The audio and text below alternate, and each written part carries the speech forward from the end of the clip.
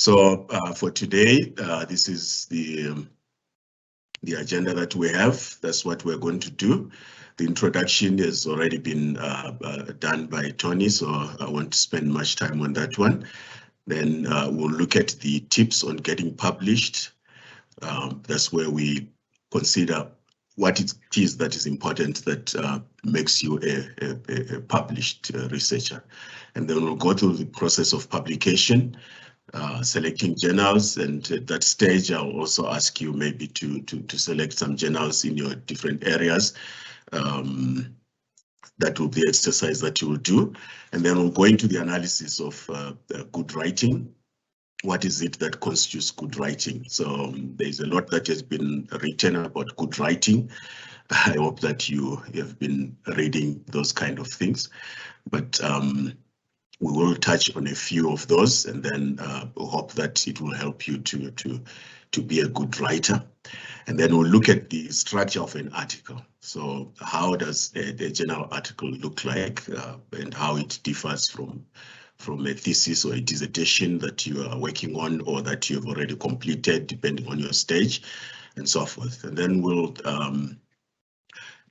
then do a bit of some writing. That is after we've looked at the article structure. Then we'll look at how you write your introduction. How does an introduction in an article look like? And then how do you translate? How do you move from your thesis to an article? Because those are very different documents, not only in terms of the size, but also the content and how they should look, and also the audience that you're writing to. So we'll talk about those.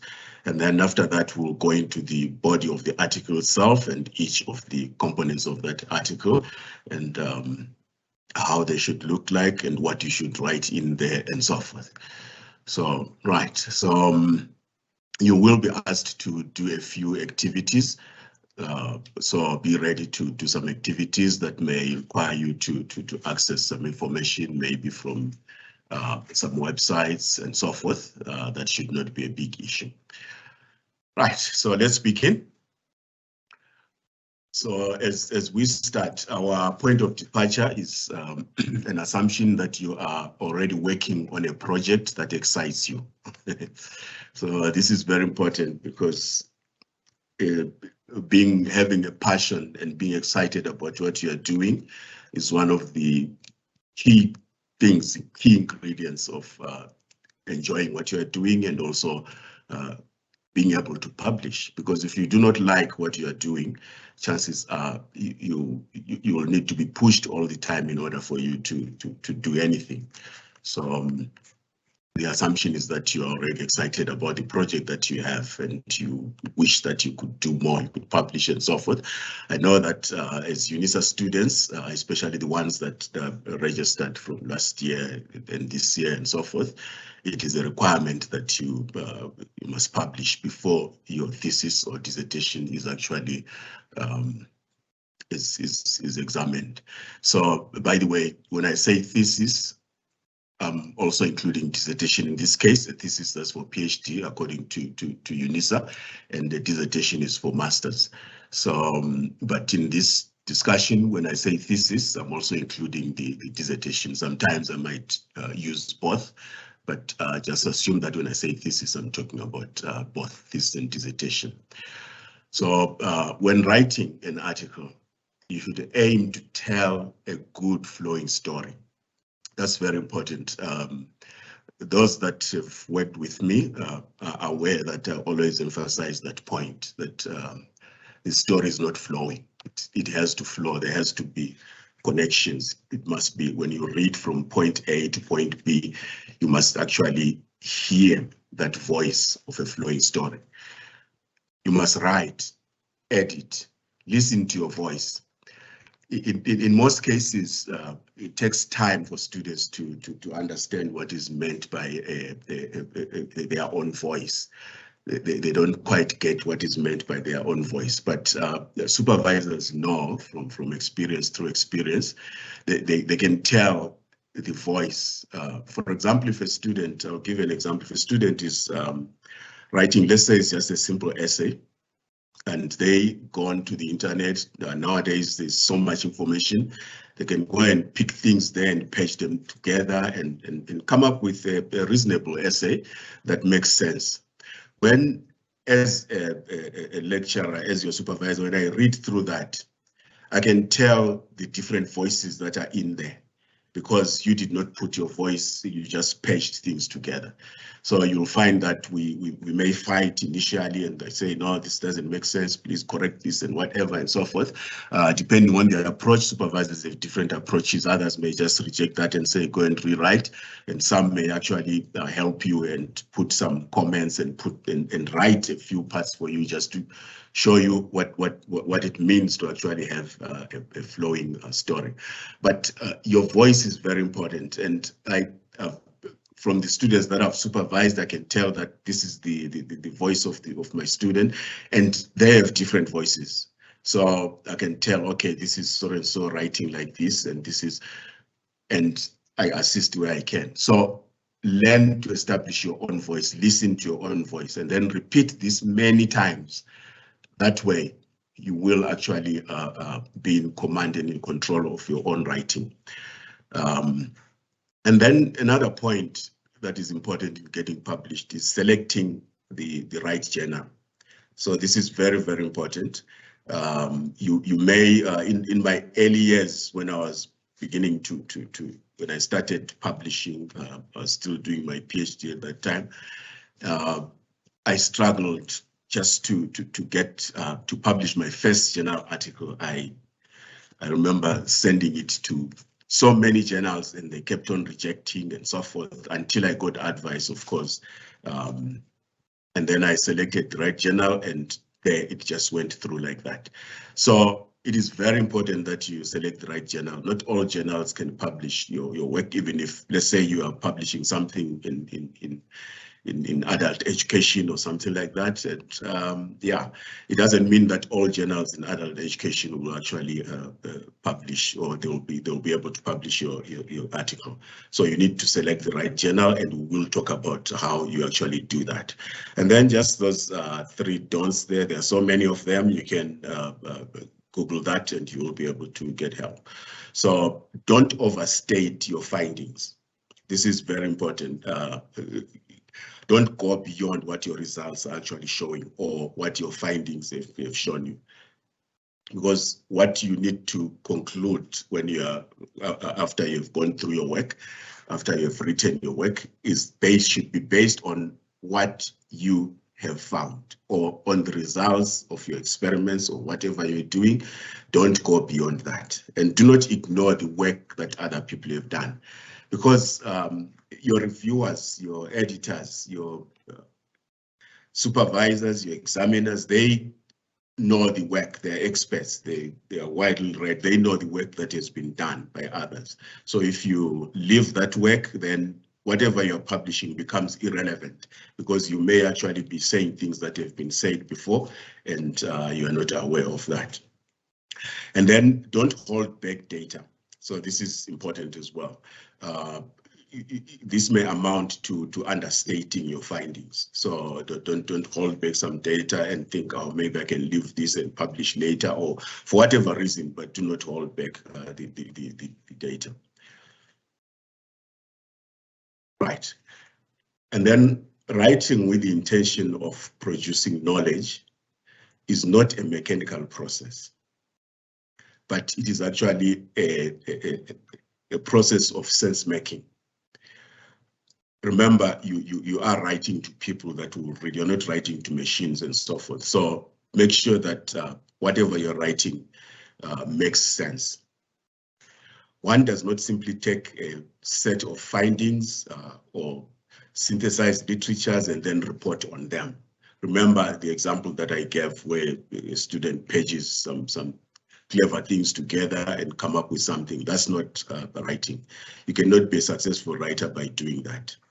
As a scholar, imagine how your analyzed data can be transformed into a persuasive text.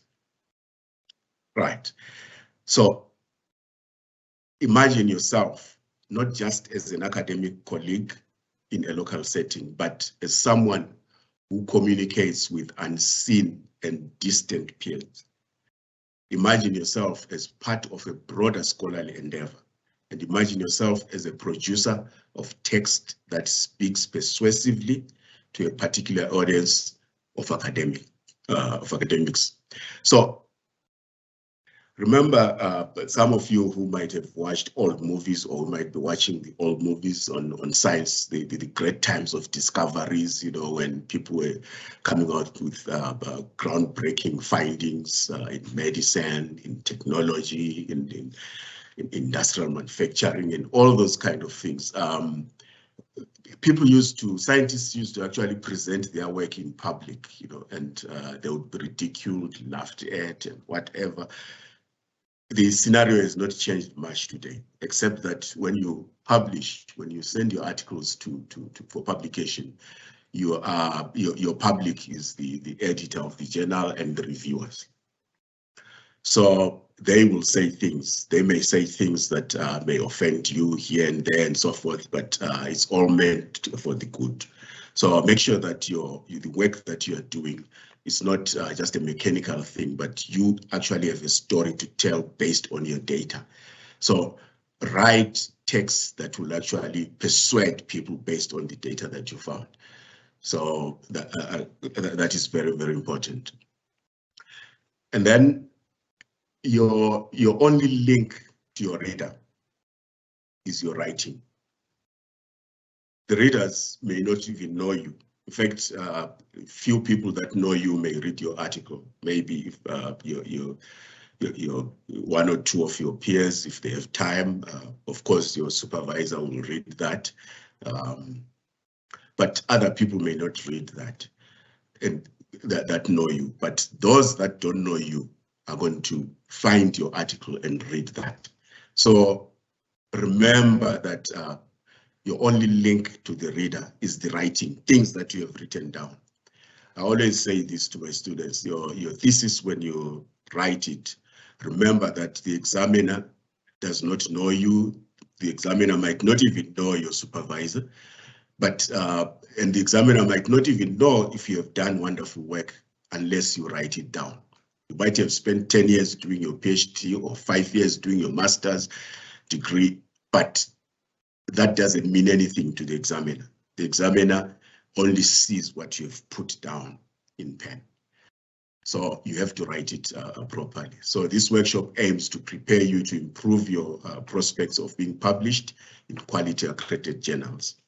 Getting published requires you to research, to write, to use technology and network with colleagues, and take sometimes harsh criticisms, like I said before, and get back up and return to the argument.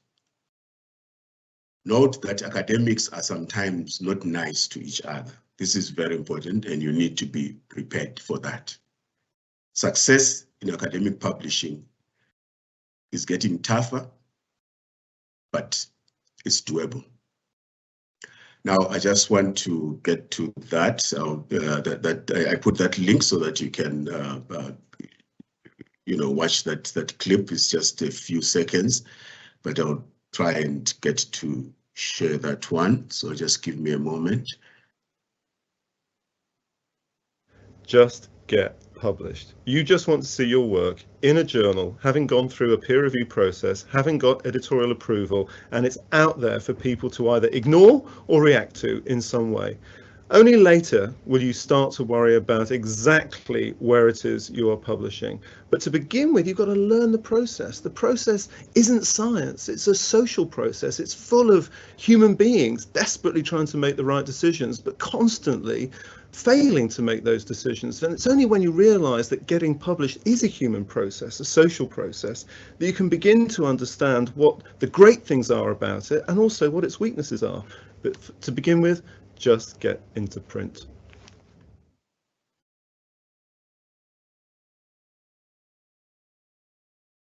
So academic conferences and journals are about dissemination of new thinking on topics of interest to a given community. This new thinking may be the result of the research of the author or authors, or it may actually be reflections on and critiques on what has been done by others. So what you offer must clearly be new thinking. Of course, it must be supported by rigor, and it must be of interest or relevant to those that you are presenting to. So there's no other way of actually getting published than writing. You need to write and write and write, and until it makes sense. Sometimes it takes time for you to break through that shell where you now begin to understand what writing is all about. But you'll never know that if you do not write. Becoming a published researcher, like I said, is not easy, but it is actually possible. So don't be afraid. You've got your supervisors that will actually guide you through that process, and they love publishing because as an academic, wherever, anywhere in the world, publishing with your students is one of the greatest things that you can actually achieve.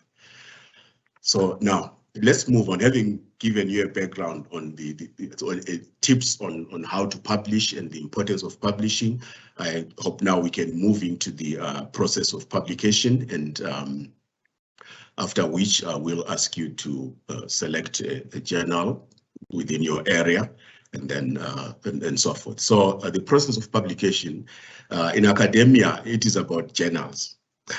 Some universities don't even consider conferences for promotion. Others do, but some don't consider. You going to conferences, that's fine. That's where you float your ideas and so forth, and people are happy to hear what you are working on. But some universities might not consider that for promotion. So journals are the thing. So in South Africa, journals are about the DHET, Department of Higher Education, subsidy. So they do subsidize when journals are published. They send those subsidies to the universities. So it's about money, basically. And at UNISA, that money gets paid to the staff who are involved in publishing. So the reason for publishing should be to contribute to professional development. It should not be for money. It should not be for people to see who you are and whatever. It's not about building a profile to show off, but it is about professional development. It is about sharing knowledge. Imagine the kind of research that you're doing, and you want people out there to know the kind of difference that your research work can make in their lives, in their day-to-day lives and so forth. It is about skills and experiences in our fields. We want those to be showcased, we want those to improve our communities, our societies, and the places that we live in. We live in such an advanced world today because of the research work that was done by those that came before us, and they were publishing their work. So publication should be about that, building communities, professional development, sharing our knowledge so that we can improve human life. Don't start on this journey alone. You may not be successful. So work with your supervisor. Don't surprise your supervisor with an article that has been accepted somewhere. Work with your supervisor, because sometimes you may send to a journal that is not acceptable.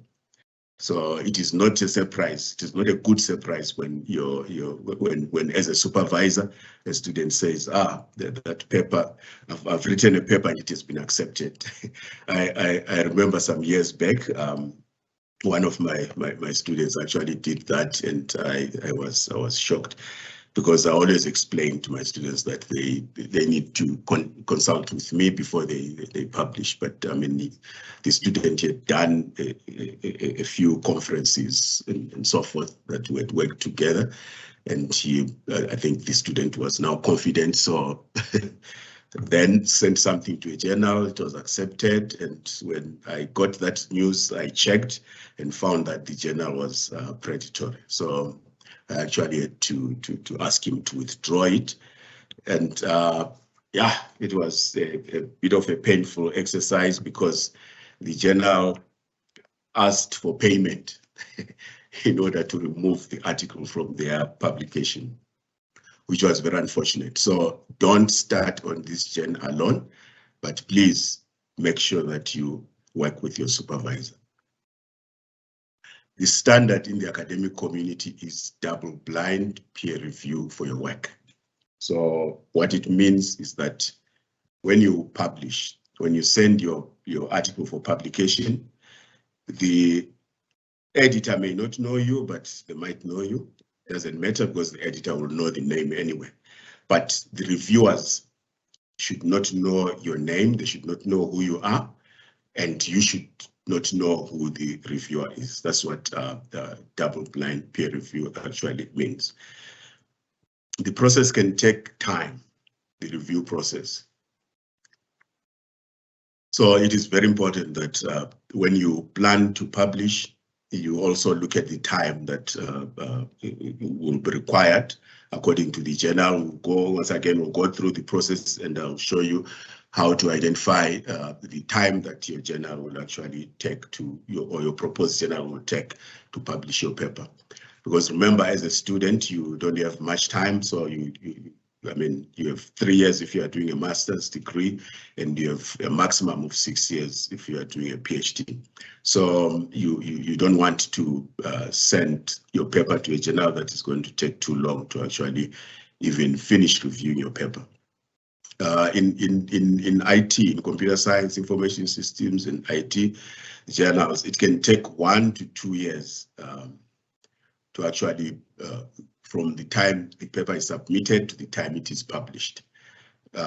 This differs according to the different fields and so forth. I remember some years back, I was surprised by one of the, I think it was a chemistry, one of the chemistry journals that the paper was actually submitted within a month and published, and a very high standard journal that is accredited. And it surprised me because that's not normal for computer science. For computing, it is not normal. Our journals take very long. Right, so select the correct and relevant journal for your work. I've spoken about this. I'll say it again. Select the correct and relevant journal for the work that you're doing. How do you know that? Take time to read well. So you must read the articles that have been published in that journal, a few of them, so that you understand what they actually publish on. And you can scan through the different, not just one volume. So just scan through and check the kind of articles that they publish. So read well, write well, tell a flowing story. Like I said, this, I'll keep on saying it, it's very important. Even when you are writing your thesis or your dissertation, make sure that you tell a flowing story. So be a good writer. In order for you to be a good writer, you must be a good reader. So publishing is not only about writing, but it is also about reading. If you do not read enough, you will not be able to write well. Imagine yourself as somebody who is a writer who doesn't read other people's work. So how will other people read your work if you're not reading their work? So just think of that kind of situation. Right, here's the writing plan. You start from the planning stage there until you get to the final document submission. So you identify the questions that need to be answered, or the objectives, whatever your hypothesis, and then analysis to be reported. So you identify your questions to be answered, your analysis to be reported, and target the place of publication.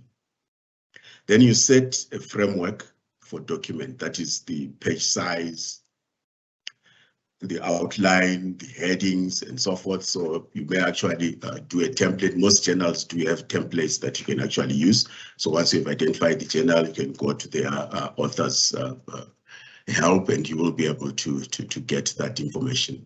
Then outline the structure, construct your tables and figures and so forth.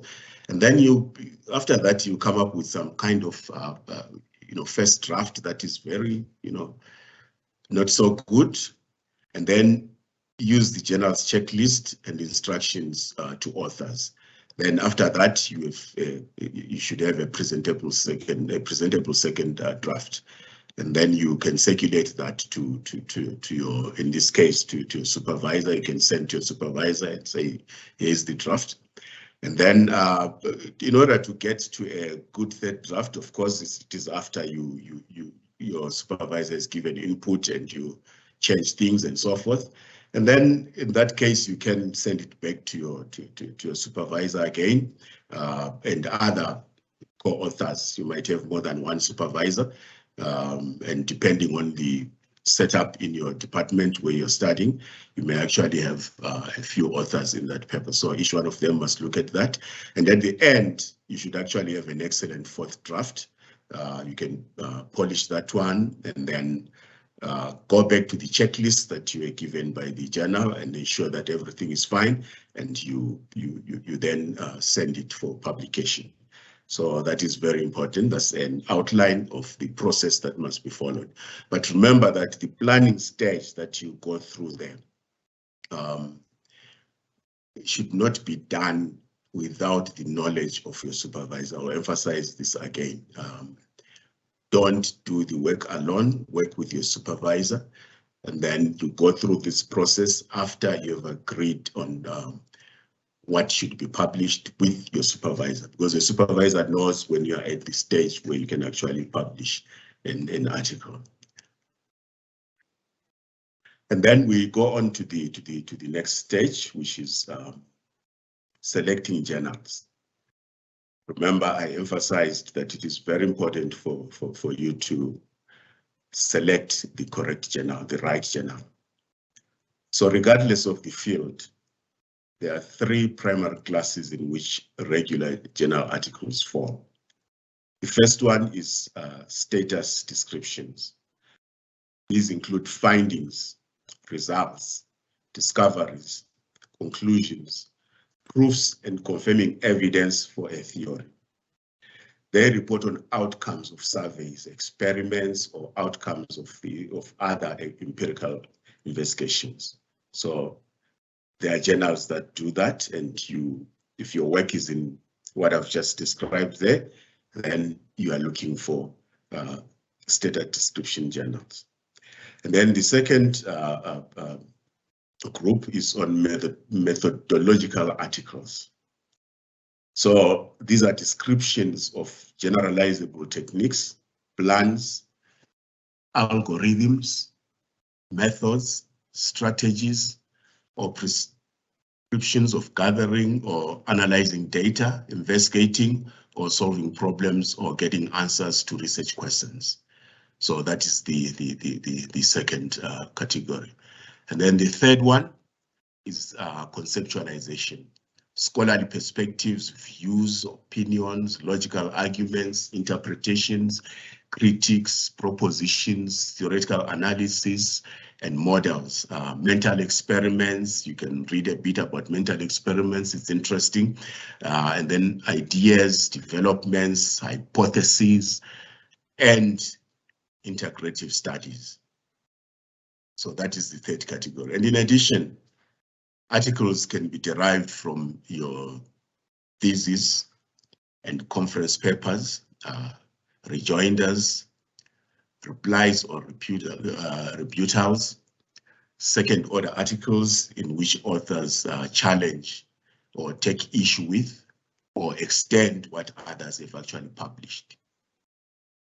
So you need to be aware of these categories so that when you do select a journal, you just go and read on what the journal is about and make sure that what you want to publish falls within what the journal publishes.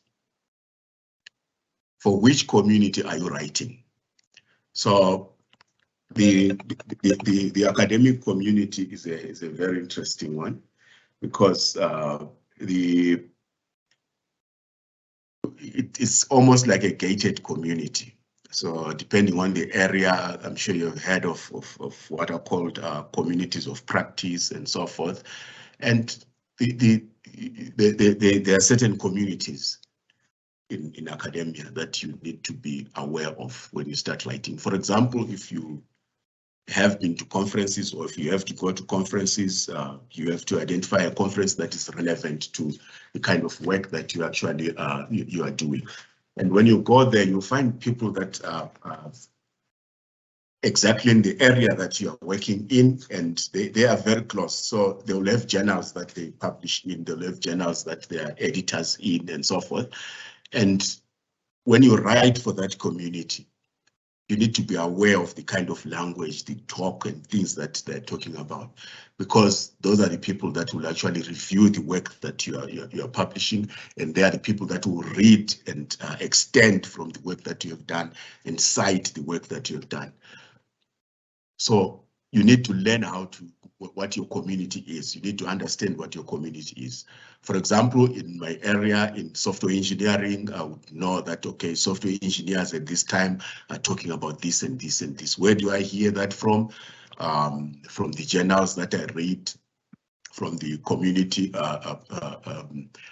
the community magazines, from your professional associations, and from the conferences that I do attend, or that my students actually go to. So it is very important for you to understand your community that you actually intend to work in. So review your research area, and also understand what is trendy.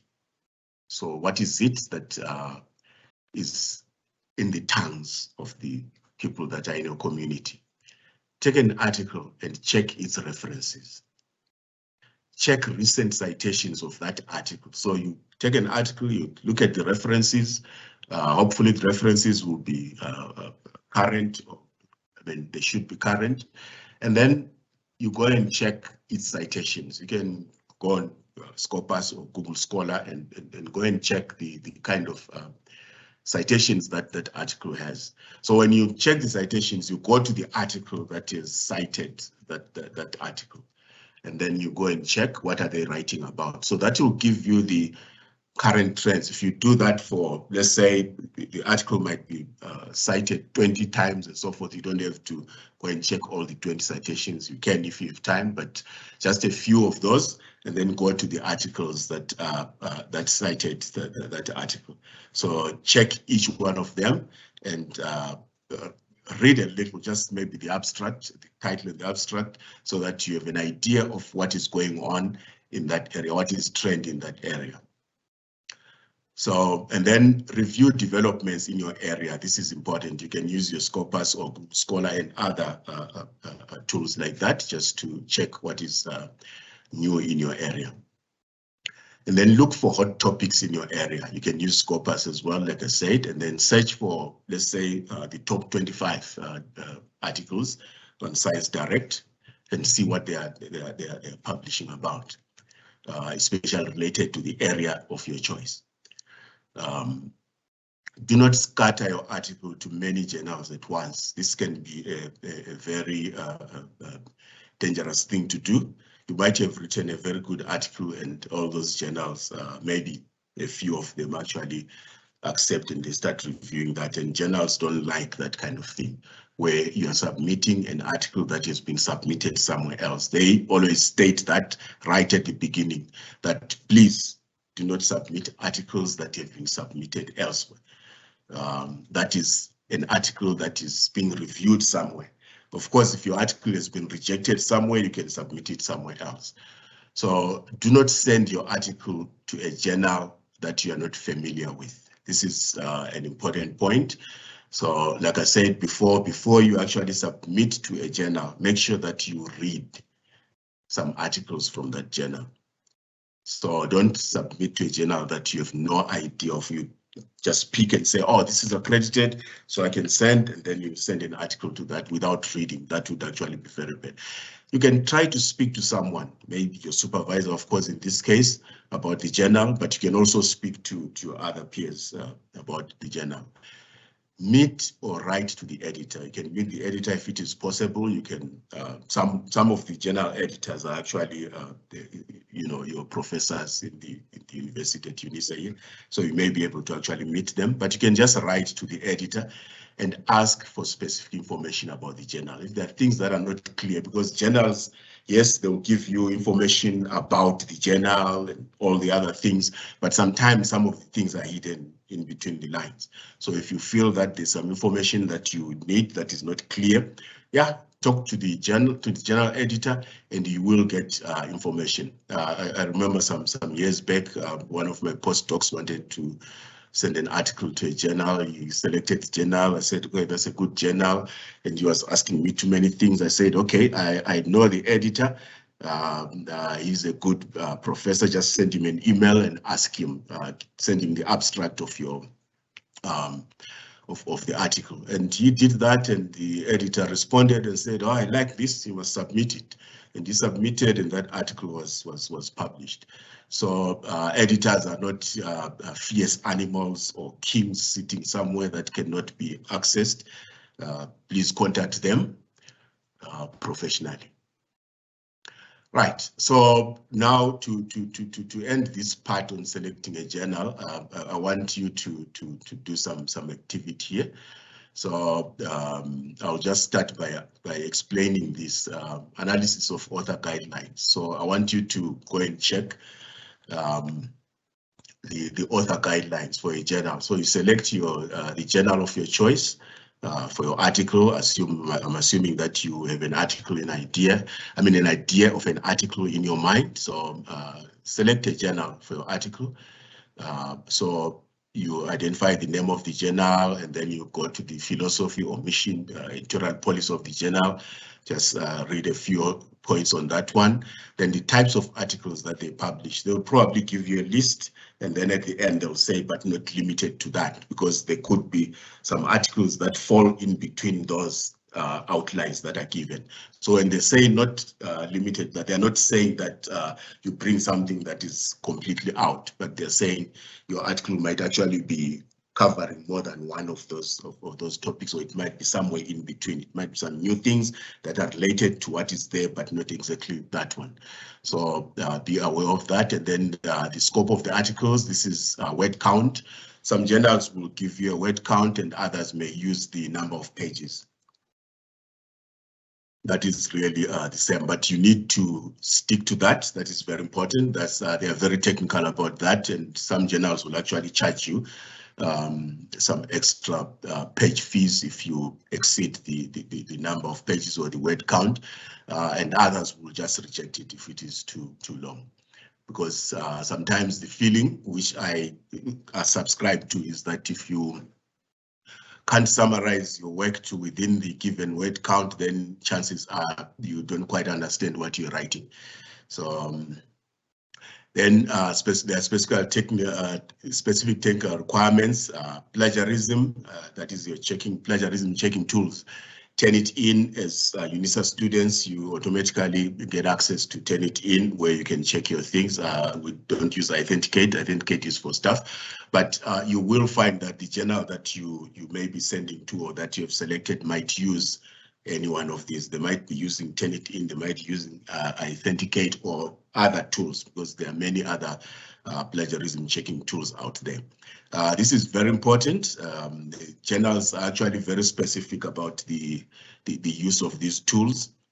The editor will just take your article and pass it through that plagiarism checking tool. If it hits a certain number that is not allowed, then they can actually reject it immediately. And they sometimes have very specific, very not strange, but very specific requirements. For example, they might say that you should not have submitted or you must remove your article from the previous Turnitin database where you submitted it before you send it to the journal. I've seen those kind of things in certain journals as requirements. So, and also check for any other information from the journal that you have chosen. So this is what I'm asking you to actually do. And then I'll give you, let me see, it's 9:45 now. So I'll give you up I'll give you 10 minutes to actually go through that. And then we'll go to the next part. So after you've selected your journal, by the way, make sure that you check if your journal is accredited, but I'll show you how to check that. So for now, I just want you to pick a journal of your choice and then identify those items that I've put there. So the name of the journal, the philosophy, the types of articles that are published, scope of the article, specific technical requirements, and this will just give you a quick understanding of the work, how much work you actually need to do when you're preparing to write. Welcome back. I hope that you had a nice activity, nice exercise, going through to a website and looking for a journal. And I believe that you have your things in place now. You've got the name of the journal, and you looked a bit of the philosophy or mission of the journal, or the editorial policy of the journal, and so forth. So yeah, I actually did that. I went to one of our local journals that that I've published in before, and I looked at the South African Computer Journal. So just the landing page there, you are given the information about who is the editor-in-chief. They give you the name there, and then after that it says information. So there's selection for information for readers. So if you are just a reader, you will go there and you probably get some sample articles that you can read so that you understand what the journal is all about. And then there's somewhere where it says information for authors. So on information for authors, you click on that one, and what you find on information for authors is they say, if you are interested in submitting to this journal, we recommend that you review the About the Journal page. So if you click on About the Journal, and then it tells you that it is an open access journal, which means that there are no charges to the readers.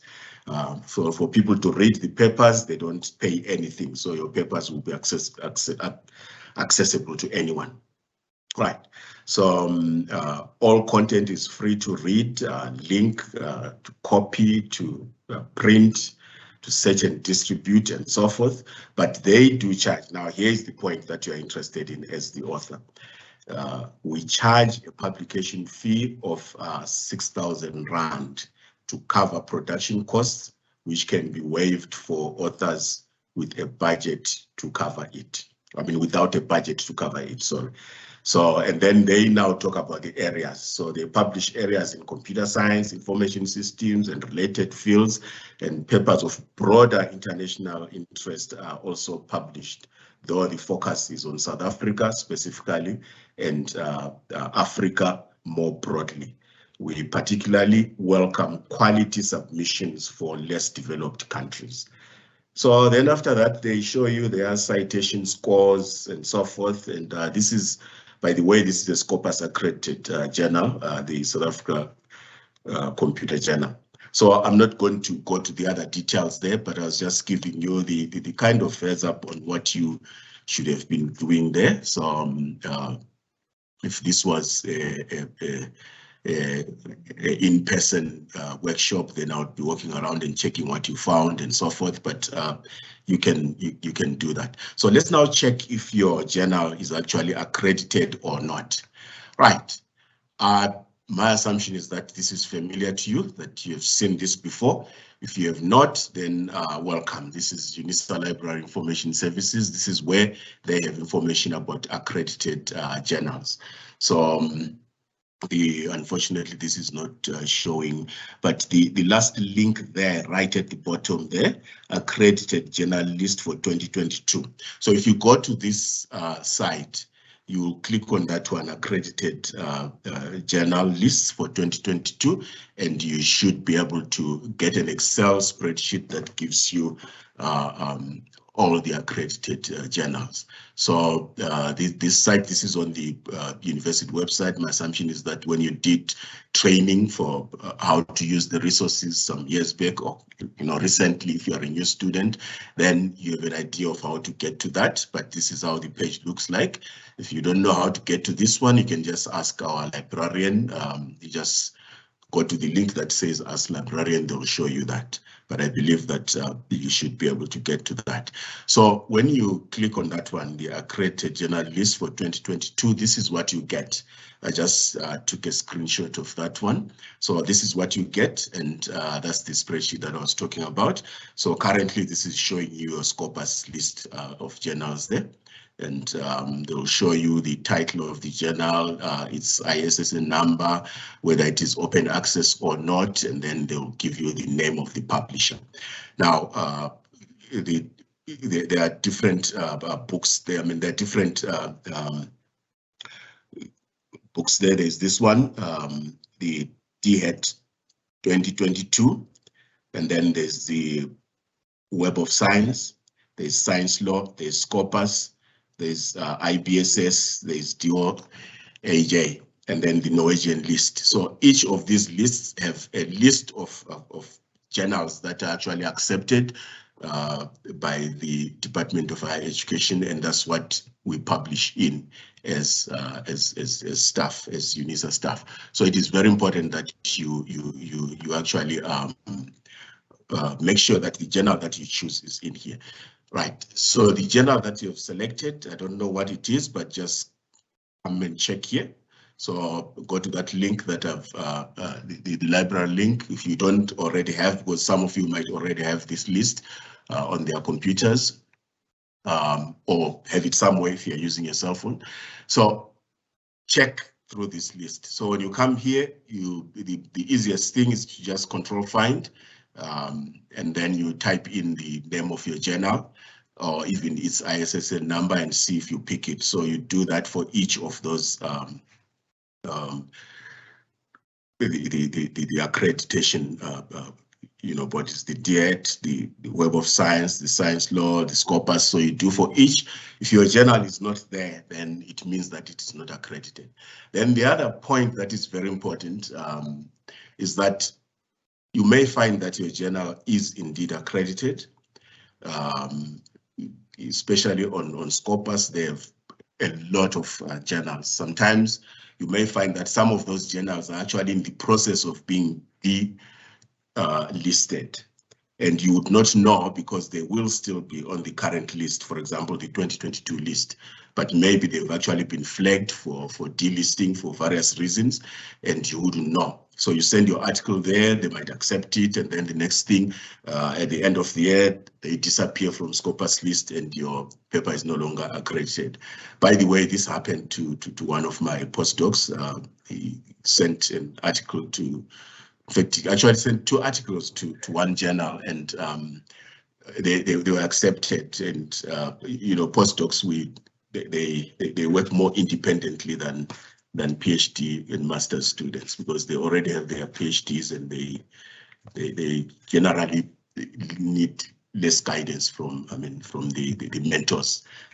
So yeah, I only learned after the papers had been accepted, but I did not know that the journal was in the process of delisting until when we started trying to get the page fees.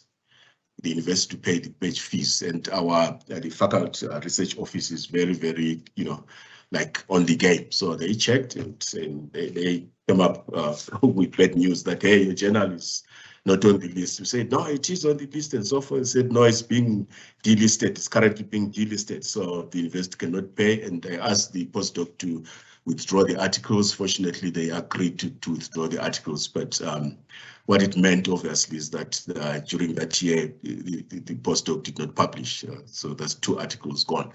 They've since been resubmitted to other journals and so forth. So don't go. I mean, when you pick that, please work with your supervisor. You can check. Our library has all the information that can help you in terms of knowing whether the journal is listed or not. So you'd rather check than make that kind of mistake. So this is it's an important point that I thought you should understand, because there are journals that are called predatory journals out there. Now, talking about predatory journals, you'll find that in that list that I showed you, let me just see if I can. Yeah, in that list. So you'll see there's that link there that says predatory journals. So if you click on that one, you will be able to find the list of predatory journals and so forth. But another quick way of actually finding them is just to you may go on that BEAL list, BEAL, I think, is it ALL? Yeah, list, and then you just type in there, and you say control find and enter the name of your journal. It will have links for the publishers as well. So there are standalone journals and publishers. Sometimes what happens, this is very strange, the world of predatory journals is very complex. I believe that you have had a seminar on this because the university, I mean, the library would actually talk more about this. So I don't want to go into the details, but you may find that your journal is accredited, but the publisher is actually on the predatory list.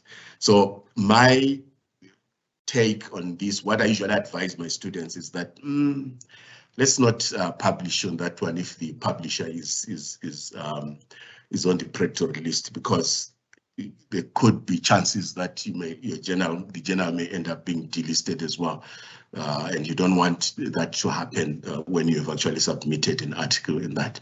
So you need to actually check with that. And like I said, my assumption is that you've had a seminar on this, and it should not be a big issue or a training on this. So I'm not going to go into those details. Right. Let's move on now to the next section. This is our second section. Second session, we have 3 sessions. The first one was where we were basically looking at tips for good writing, publication process, and selecting a journal. Now we're looking at the second session. We're going to look at the analysis of good writing, and then now give you the tips on how to move from a thesis to an article. And our last session will be now going into the article structure itself and the different components and so forth. Right, so now we are looking at the analysis of good writing. Writing and reading are actually related activities. You might not know this. As a student, you may find that you only read in order to write certain things and submit. And that is very, very bad. I like reading. In fact, I used to like reading quite a lot. Now I spend most of my time in meetings and so forth, and I read reports and student submissions and so forth. But I used to enjoy reading. I grew up in a time where we had to buy books, hard copies and so forth, and I have quite a library of books, and most of the books that are there, I've read them because I loved reading. So please, reading is very important, and it is related to writing. Like I said before, you cannot write well if you cannot read well. So a skill in reading is required in order to be an effective writer. I've said this before, I'm saying it again. When reading, you need to be aware of the style and approach that the author is using, and not just the story or he or she is telling. So it is not just about the story, but the style. So learn what the style is. Why? Because you also need your own style that tells your story. Proofread your work over and over again. Sometimes you read and you can't pick mistakes. You go back. Even for these slides that I'm presenting now, I read them many times, and each time when I'm presenting, I find, oh, I forgot that one. So proofread your work over and over again. Use language assistance if needed. So of course, for your thesis and dissertations, the university requires that it must be language edited, so you have no choice there. For journals, they may also want you to do that. They might even want proof, but sometimes they don't specify that. They assume that you will do it on your own. Right. So let's get into the analysis, the detailed analysis of good writing. So good writing can be defined by the following. Something is well written if it communicates what the author intended. So yeah, this can be complex. Remember, you can write something and ask people ask what people think about what you have written or what they get from what you have written, and you might get 10 different meanings if you ask 10 people. But as an author, strive to communicate exactly what you intend and let people understand what you actually wanted to say. So there are certain vague words, vague statements that can be interpreted this way or that way. Avoid those, especially in technical writing. So it is clear on what the topic is about. So it's well written if it is clear on what the topic is about. What is your topic? So the topic and your abstract tell the story of what you're actually talking about. So don't have a topic that is not related to the contents that you're actually talking about. So your article will be well written if it has an easy to follow structure and framework. So I don't want to read and have to go back to a certain section in order for me to understand this and whatever. Just structure it properly so that it flows. And the sentences must actually be succinct and thus easy to read, which means that they must be simplified and they must be concise. They must actually capture the essence of what you are talking about. Right. So it should not be pretentious, repetitive, or rambling. So don't say things that you don't really mean when you are writing. And the arguments should actually be supported by good examples. There are appropriate figures and tables that support your arguments. So figures and tables, by the way, are very important. They summarize certain information in a way that words would not be able to tell. But there's no point in putting figures if they are too complex and they cannot be understood, or tables if they are too complex. And there's also no point in putting figures if you are not going to refer to those diagrams. So in your text, make sure that you refer to the diagrams, you explain what needs to be explained, and you reference those tables and diagrams. That is very important. Now, in being simple, ensuring that your sentences are actually succinct and easy to read. Let me just give you an example of a very, very old idiom that you would actually know, that I believe you have read somewhere. People joke about it and so forth. So someone who is quite complex, who likes writing complicated sentences, may, for example, write the following idiom in the following way: birds of a feather flock together. Right. Which means that people who are alike tend to group together. Then, so this is a simple writer, a person who writes in simple terms that I actually encouraging you to do. I'm saying, make sure that your sentences mean what they mean. They are succinct and they are easy to read. Of course, you may actually be a writer in languages, and you're writing poetic writing and so forth. This is not what I'm referring to. I'm just saying, when you are writing a simple journal article, make sure that you write in simple terms. So a writer who writes this idiom in simple terms would actually be, just say, birds of a feather flock together, which means that people who are alike tend to group together. But now, what I meant by do not be pretentious. A pretentious writer would actually write this same idiom in the following way: birds of the same bloom perambulate in close proximity. Right. So obviously, this writer is writing to impress the reader, or maybe to impress himself or herself, to impress the feeling of superiority, and they say this: birds of the same bloom perambulate in close proximity. So that's not what the way you actually write in a journal article. If you want to be a good writer, stick to simple sentences that relay the message that you want to actually tell. So make sure that there are minimum language errors. Yes, the English might not be your home language. It is not for many people. It's got nothing to do with color or whatever, but it depends on your home language. Whatever your home language is, it might not be English. If it is, then you are fortunate, but minimize the language errors. If you find that you struggle with this, then seek the help of language editors.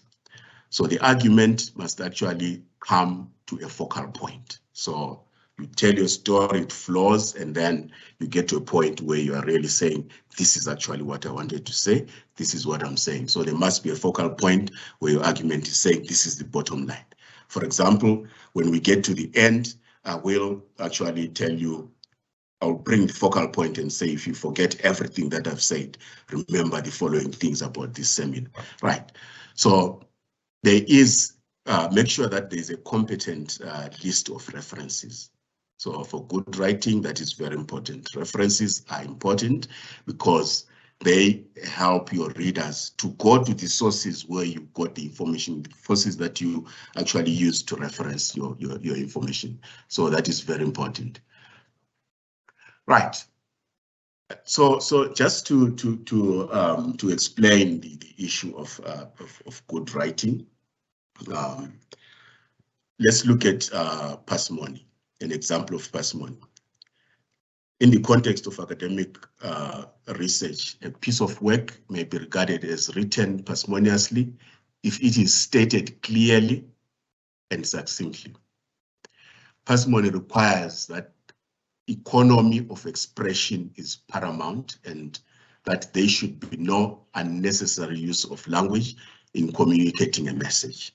So I've already explained and given an example there of people who write to try and impress and so forth, but in so doing, you lose a lot of your readers. They don't quite follow what you're saying.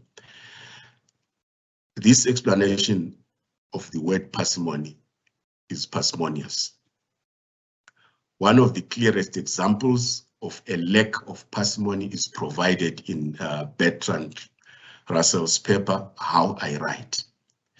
Russell provides an example of a poorly written sentence as follows. Human beings are completely exempt from undesirable behavior patterns only when certain prerequisites not satisfied except in a small percentage of actual cases have, through some fortuitous concourse of favorable circumstances, whether congenital or environmental, chanced to combine in producing an individual in whom many factors deviate from the norm in a socially advantageous manner. Wow. Maybe some of you picked what he's trying to say. So that's a sentence of an undesirable, right? So fortunately, Russell goes on to translate this unparsimonious sentence as follows. Here is the explanation of what we just read there. All men are scoundrels, or at any rate, almost all. The men who are not must have had unusual luck, both in their birth and in their upbringing. That's all. So this is a parsimonious sentence. Sometimes the word parsimony may also be used with regards to repetition. In that repetition would be considered as a seriously unparsimonious. Parsimony is a great and desirable quality in academic writing. Therefore, as an academic writer, learn to adhere to it. Simple terms. Don't be verbose unnecessarily, because that may actually affect the work that you're writing. And in most cases, your article may actually be rejected by the journals. So then I have a list here. I'm not going to go through the entire list. It's you can read that on your own, the references there.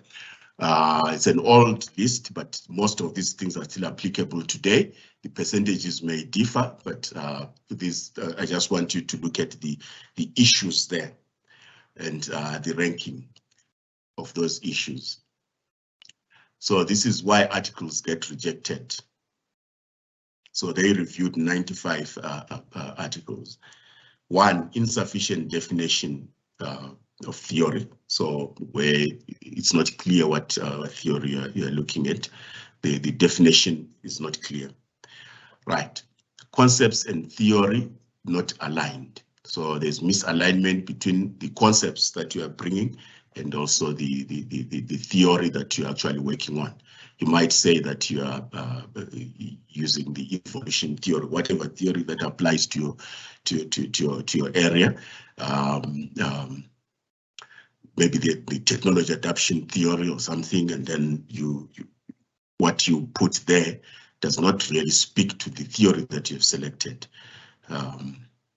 Another issue is inadequate research design. So in your article, you explain the design. Remember, we have a problem here. We'll talk about it later.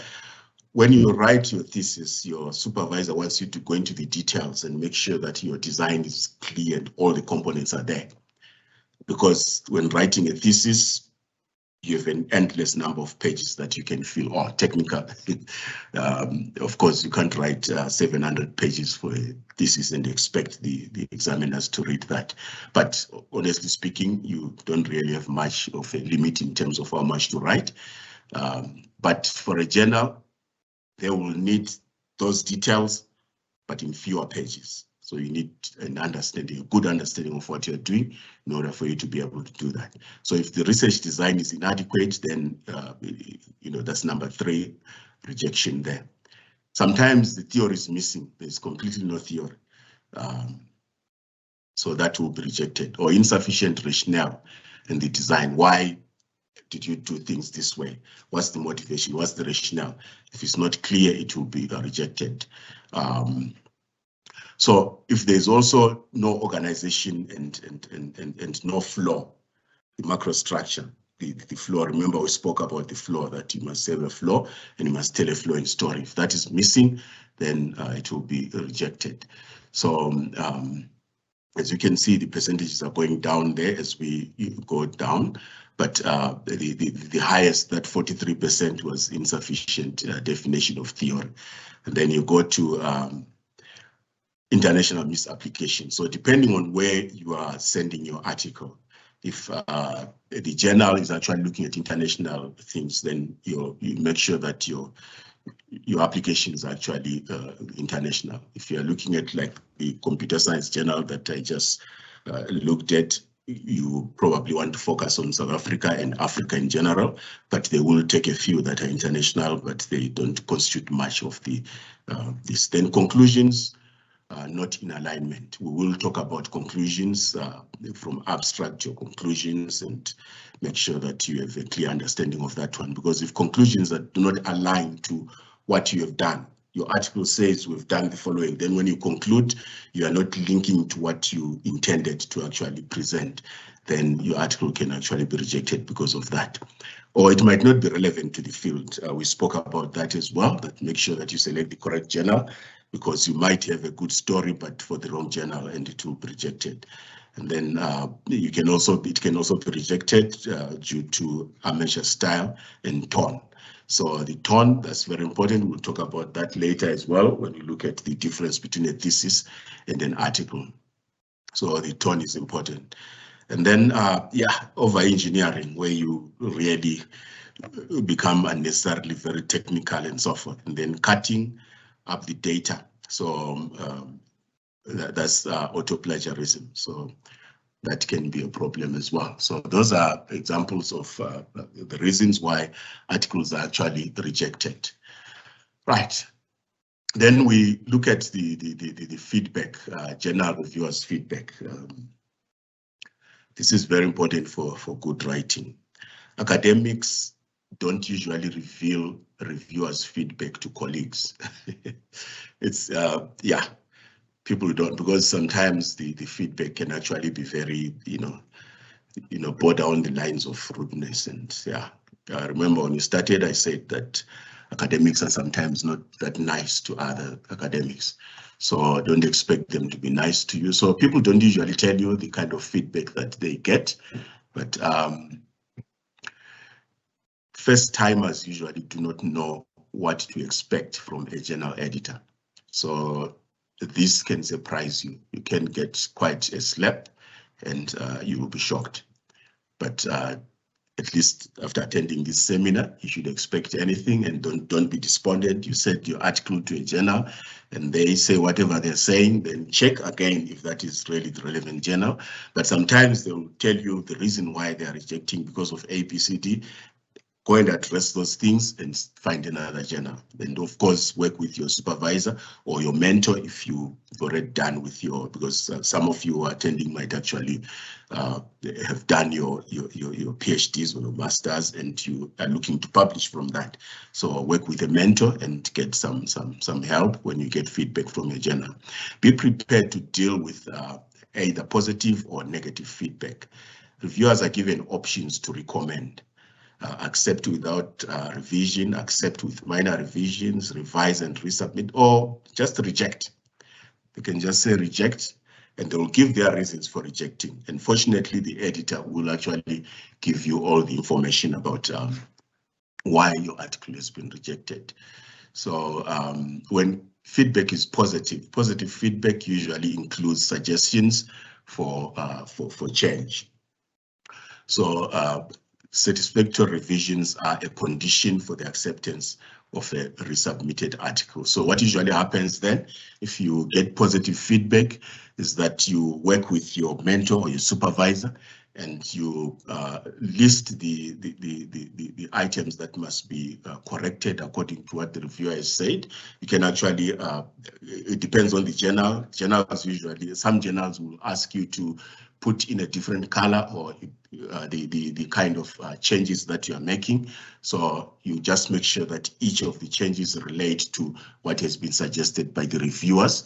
If they have not said that, you may actually attach another page that explains how you've dealt with each of those reviewers. That depends on the journal. They will specify how they would like you to make the changes.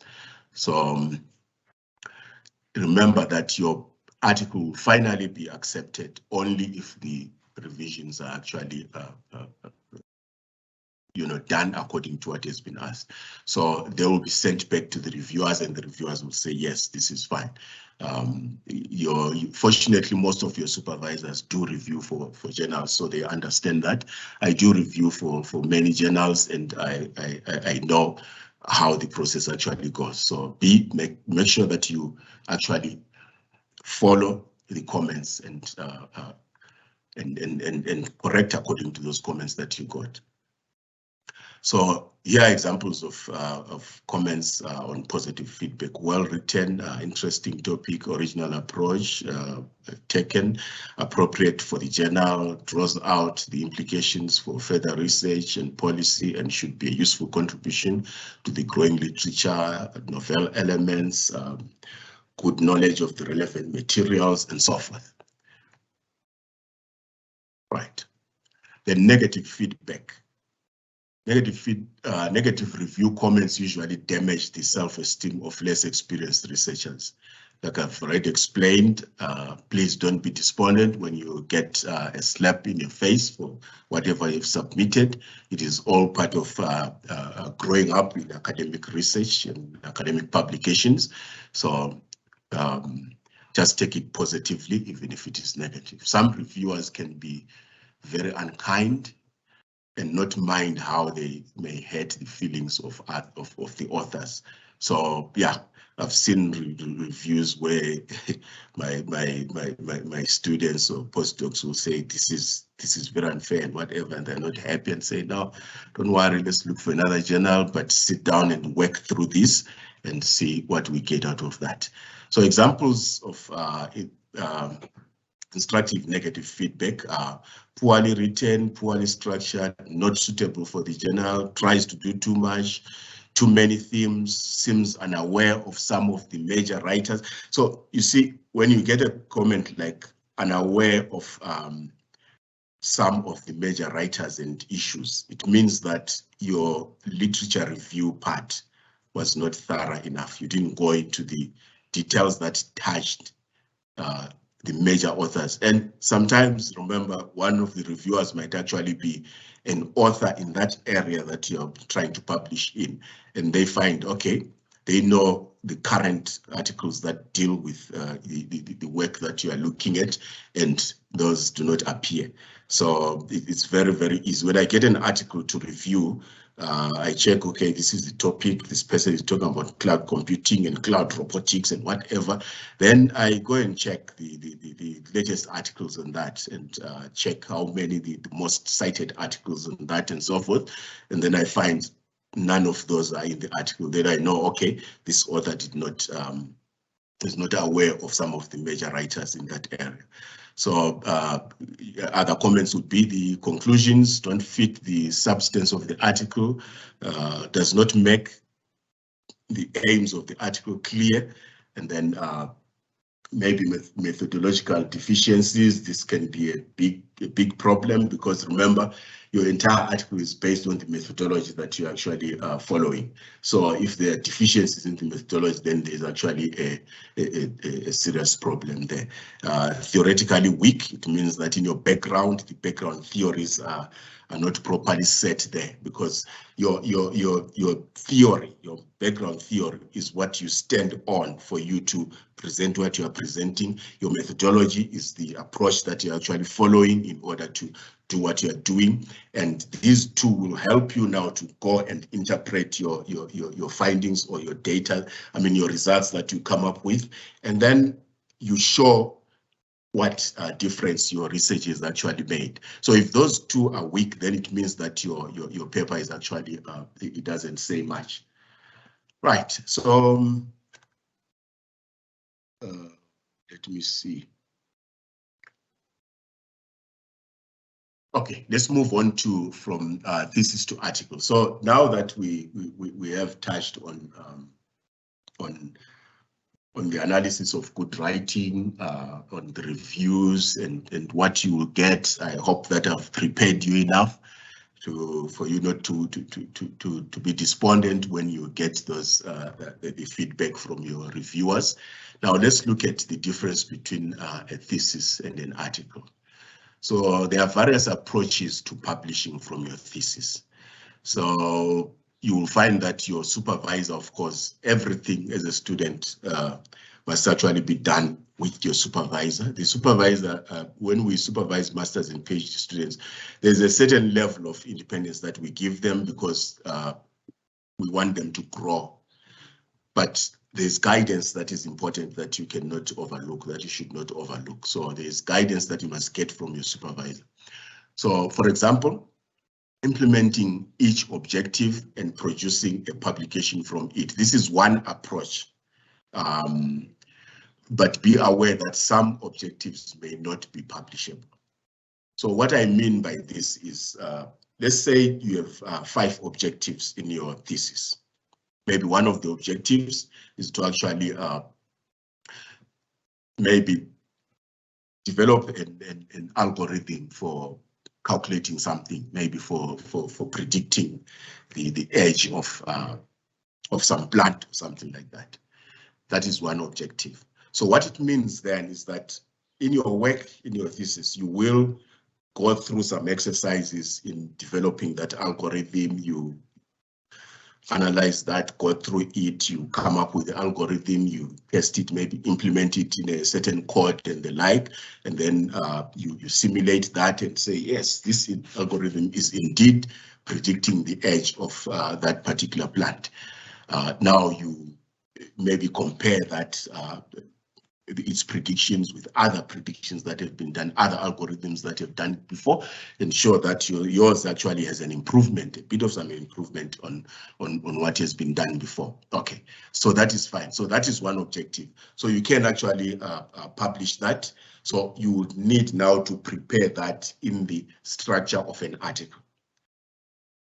So you put it down and you work with your supervisor, you send that to a journal and you publish. So some supervisors prefer this approach where each of your objectives, remember you have done your proposal, you have your first chapter, and in that first chapter you've explained what your research problem is, and you've identified your research questions, your objectives, or your hypothesis and your objectives and so forth, depending on the kind of research that you're doing. So now the supervisor will say, okay, for each of these objectives that are applicable, that are publishable, let's do this. You implement that objective, and then you see what can come out of that objective as a publishable paper. So that is one approach. So and then for those that have already, for example, completed your thesis and so forth, go back to your objectives and look at the objectives that you actually implemented. What work did you do to actually meet that objective? And you come up with an article. How do you come up with an article? Obviously, that objective will have been researched on in terms of the literature review. So in your literature review section, you actually did some literature search related to the concepts that you want to implement in that objective. So that's the part that you pick as your literature review for the article. And then the methodology, of course, how you actually implemented that objective, and then the results or the findings from that objective, how you report that. So that becomes a full article on its own. So you will do that for each of the objectives that you have that are publishable. Which one is publishable? Your supervisor will be able to actually help you with that, or your mentor will be able to help you with that. So if you have 4 or 5 objectives, you might find that 3 of them might actually be lead to publishable articles. So if that is the case, then you are fortunate. Of course, for the purposes of your studies, you may just need 2, I think. You'll know, your regulations will tell you that. So for PhD, I think you will need 2 journal articles, and for masters, I'm not sure, but maybe it could be 1 or 2 conference papers, I can't remember. But based on your objectives, that is very, very important. So you can actually do that. When I say objectives, it can also be research questions. But objectives are better because that's what you are going to do. That's what you intend to do. So you base that on objectives. But it could actually, you could base it on your research questions or on the hypothesis that you have in your thesis. And then there's another approach where you can use a systematic literature review. So in your literature review chapter, you don't just review literature, but you follow a technique that is called systematic literature review. So it's got its own techniques and approaches and so forth. There's so much, I believe that most of you might know how that is done, or they might have an idea of what it means. So you just go and check, and you follow that approach. There are journals that publish systematic literature review articles. So make sure that you can follow that. Of course, you have to agree with your supervisor. You can't just do this on your own. But that is another approach. You can do a systematic literature review for your literature review chapter, and then that can be published, can lead to a publication on its own. Then obviously a person who does that kind of approach would then, for the other publications, it will be after you've collected your data and analyzed the data. Then from the analysis of the data, your results that you get or your findings will actually lead to certain contributions or responses to your research questions. And you may pick 1 or 2 of those to actually publish from them. So design your proposed system or artifact and implement it, get your results, and publish from that.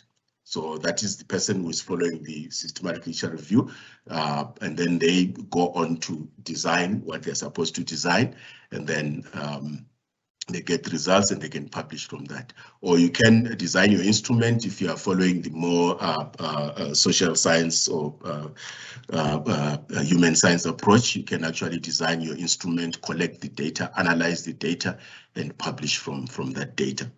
So this is before you actually conclude your thesis.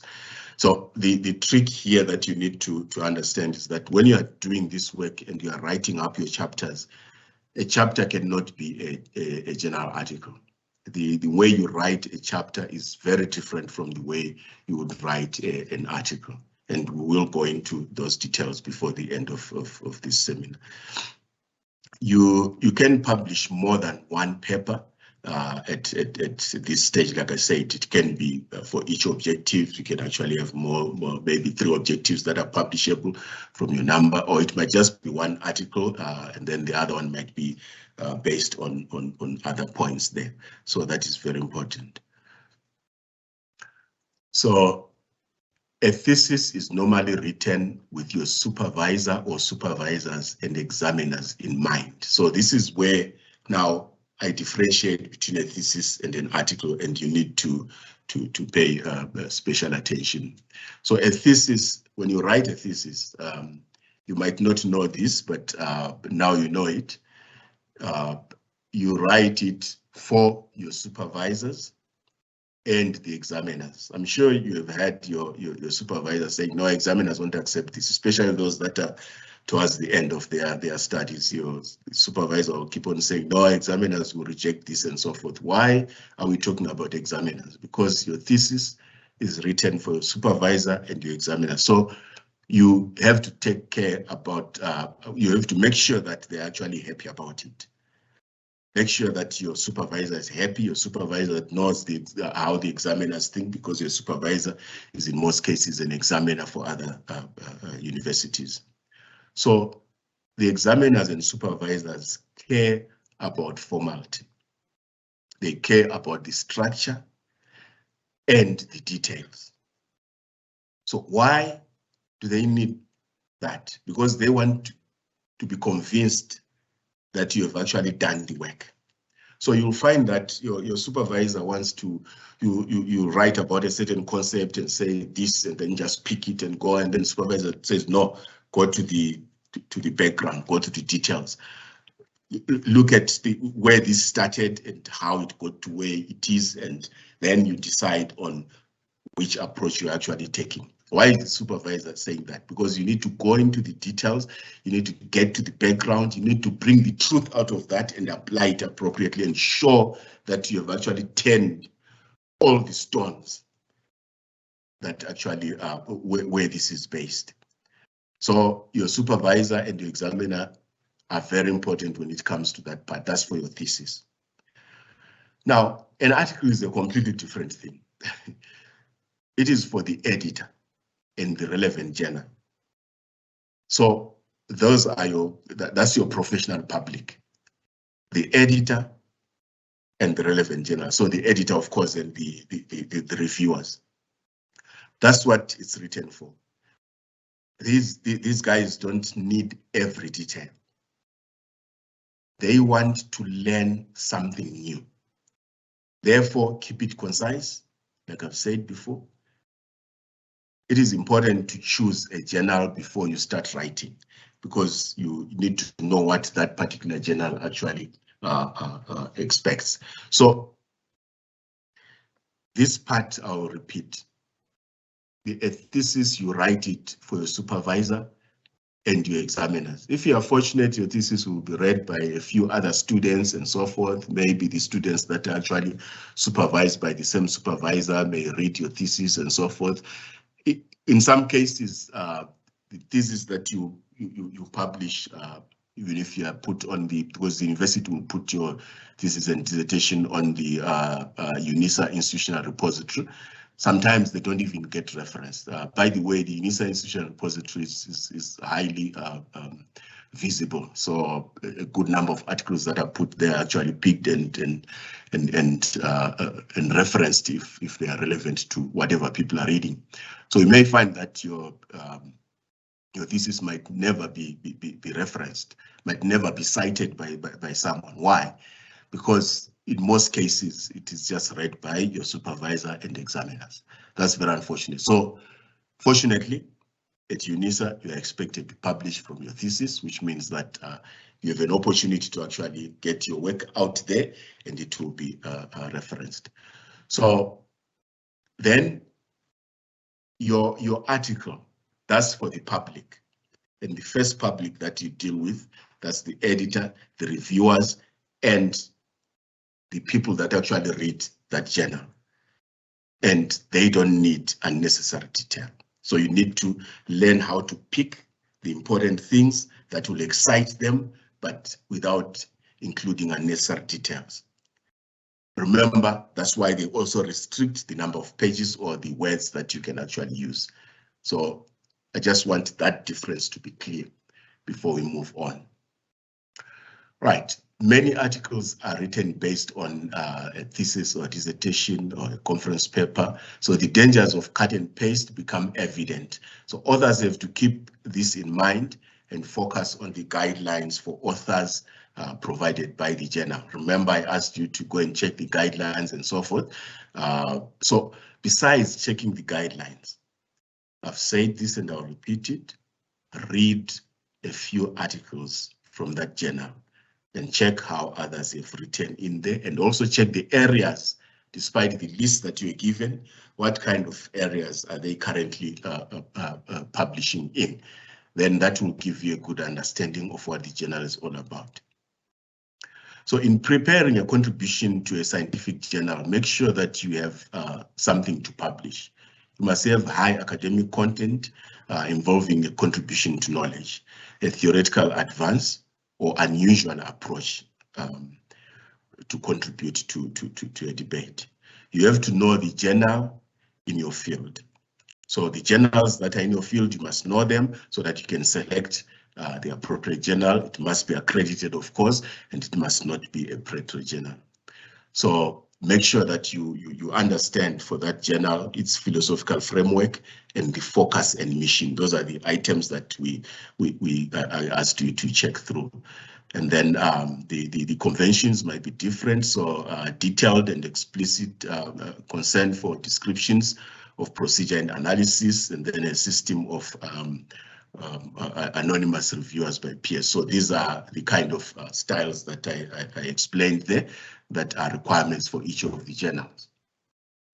Right, so the difference between a thesis and article, just a summary there to help you. So the purpose, the audience, and the style. So we'll start with a thesis there, or a dissertation.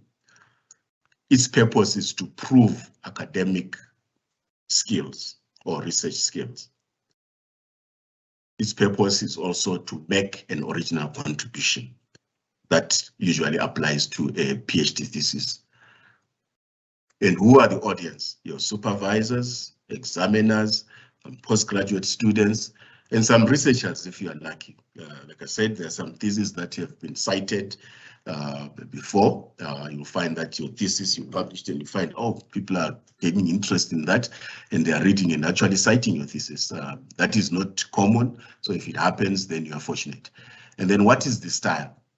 For a thesis or a dissertation, it's formal and pedantic, which means that excessively concerned with minor details. That is a thesis. It is extensive, lengthy, it's got rigid requirements. Then a conference paper, this is just out of interest, conference paper, okay. The MSc students may be required to actually publish to a conference. So its purpose is to present work that is in progress. So in most cases, when you present something at a conference, you're saying, this is what I'm working on, continuing to work on that. So these are the findings that I have so far and so forth. And you get a lot of feedback that you work on to improve on what you're doing. So the other purpose is to present new research findings and to obtain feedback, like I said. And then who is the audience for that? Participants that are interested in that topic and specialists in the field, academics on extended holiday. So, well, academics will go for these conferences and also couple that with their holiday and so forth, which is a good thing. So the style is less formal for a conference, but it must be peer-reviewed. It must be a peer-reviewed conference. That is a requirement from DHED. That's a requirement that the university actually expects. So there must be peer review for that conference. And then, of course, the style is a bit relaxed. So there's a bit of a relaxed style when it comes to the conference. It is also brief. So conference papers, journal papers will say not more than 15 pages or not more than 20 pages.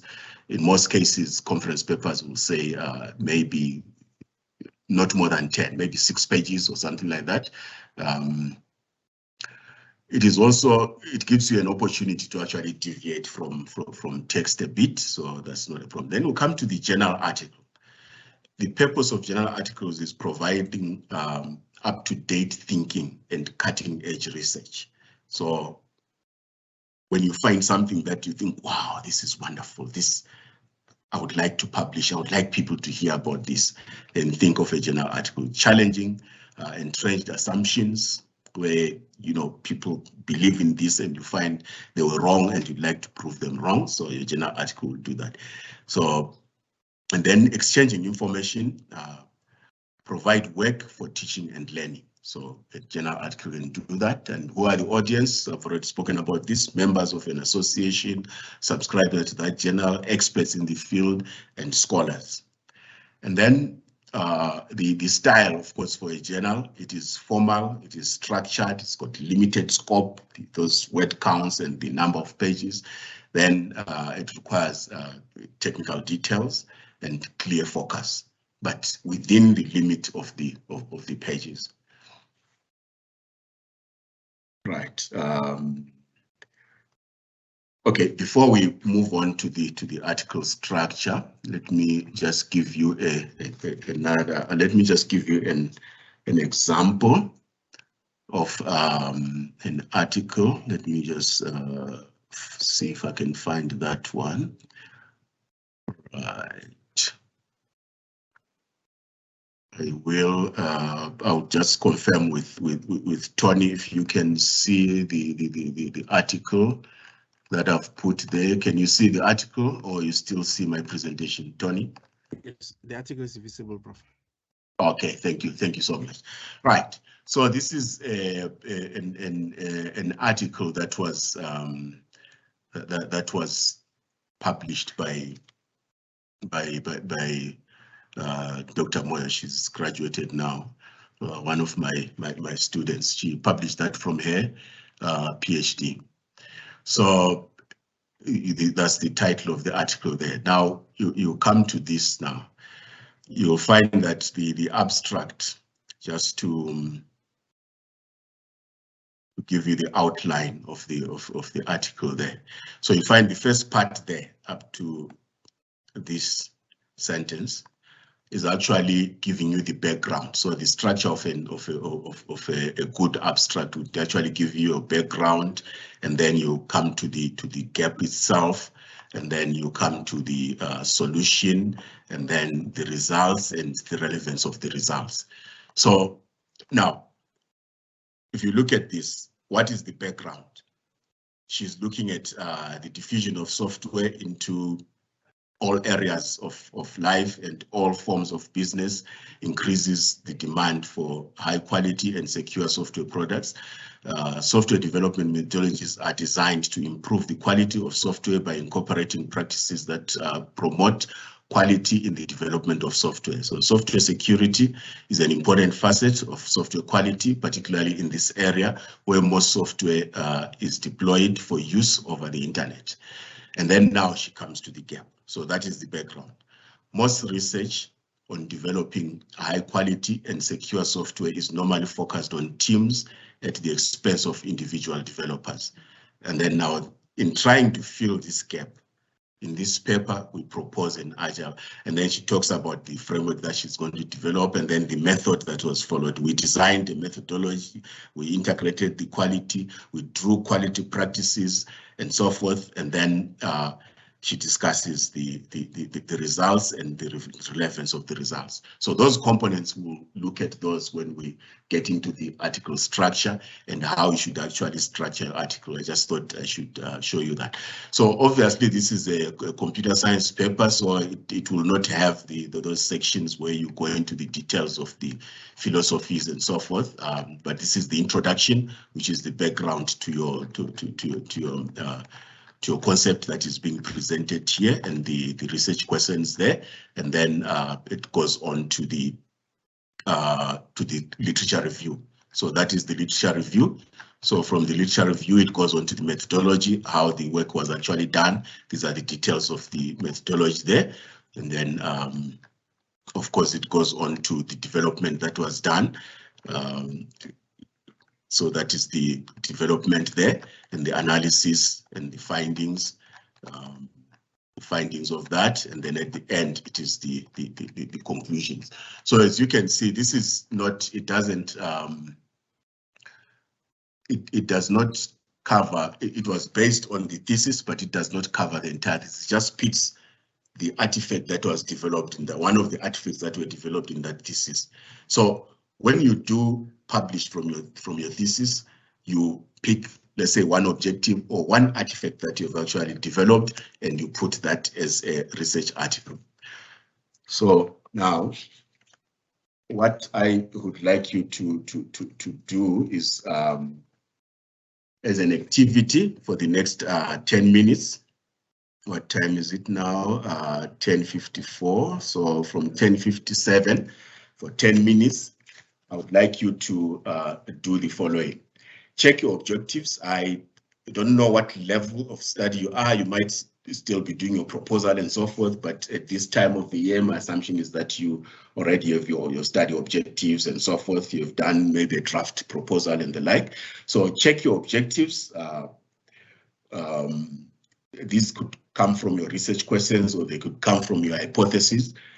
So just check your objectives, decide on how you could actually structure an article from that, or from one of the objectives. Pick one objective, and of course the objective says, I would like to do the following.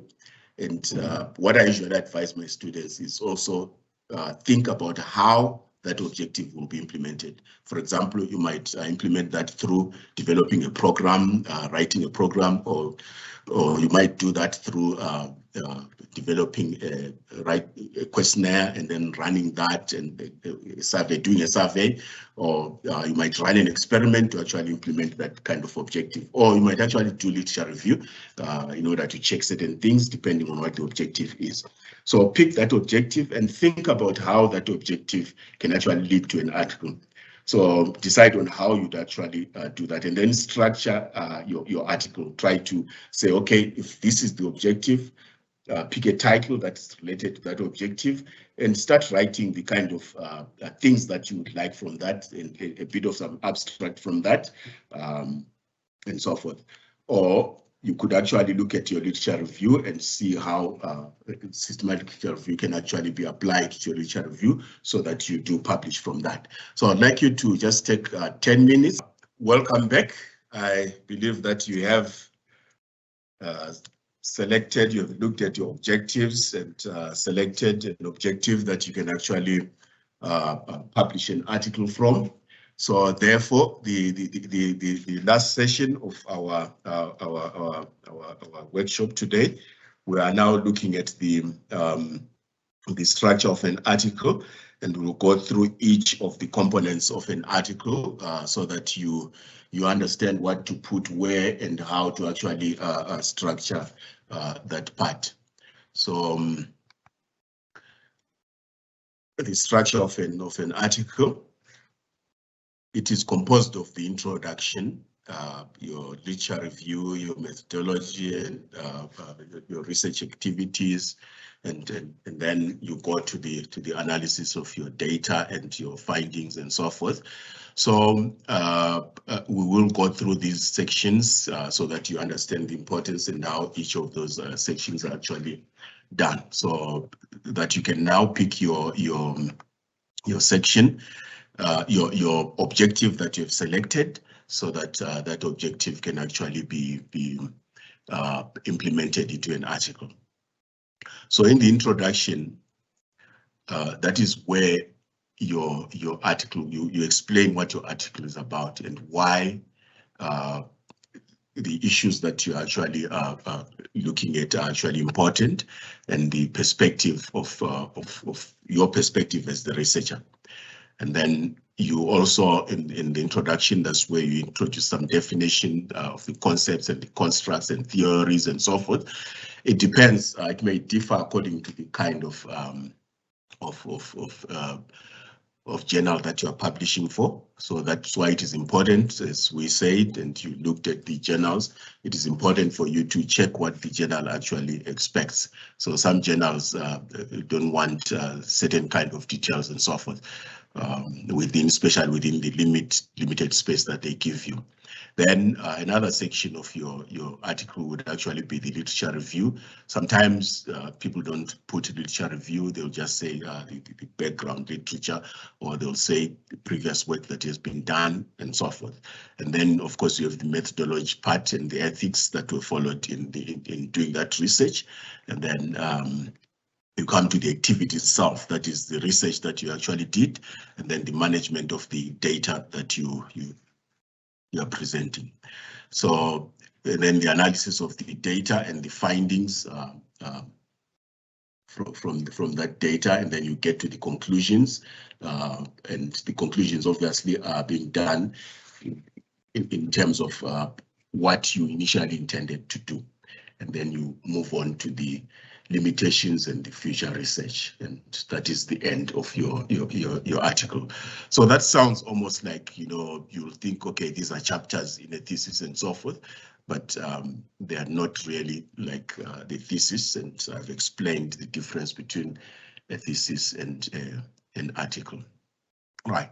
So technically, an article has the following structure. This is generic. It may differ according to the journal and so forth, but for a journal that requires, let's say, about 5,000 words, 5,000 words would probably be around maybe around 15 pages or something like that, 12 to 15 pages depending on the font and so forth. All those things are specified in the journal. So about 5,000 words, you would expect that the title is usually around that. There's that size, and your abstract would be around that size, and then your keywords, and then the introduction would be 10 to 15% of the entire thing, and then the body itself would be about 3,500 to 4,000 words, and then the conclusions about 10 to 15% as well. So introduction and conclusion should actually be almost the same size, around the same size. So this is just the rough kind of structure based on a 5,000 word article. So this is, it will help you, guide you in terms of how to actually structure your article. Now let's go on to the introduction.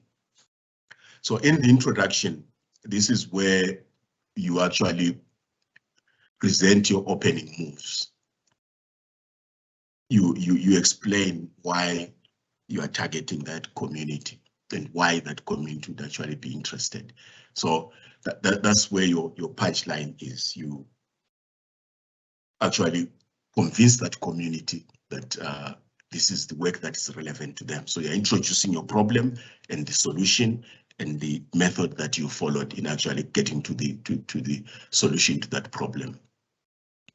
So you start off by presenting the common ground, like I showed in that article that I briefly showed you, and then what the research problem is and the gap itself, and how your research is actually going to solve that.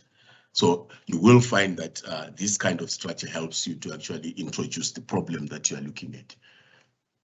And then the board itself, that's where there should be literature review, there should be the methodology, there should be results, the analysis and the discussion, and then you conclude. The conclusion is something else. So this is the board itself.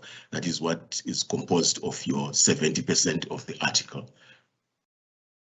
And then of course you've got references. This is references are very important. Must be a comprehensive set of relevant sources. So you do not list in your references articles that you have not, sources that you have not cited in your article, except if you probably list them as further reading that people can, but journals don't have space to waste, and you put those kind of things.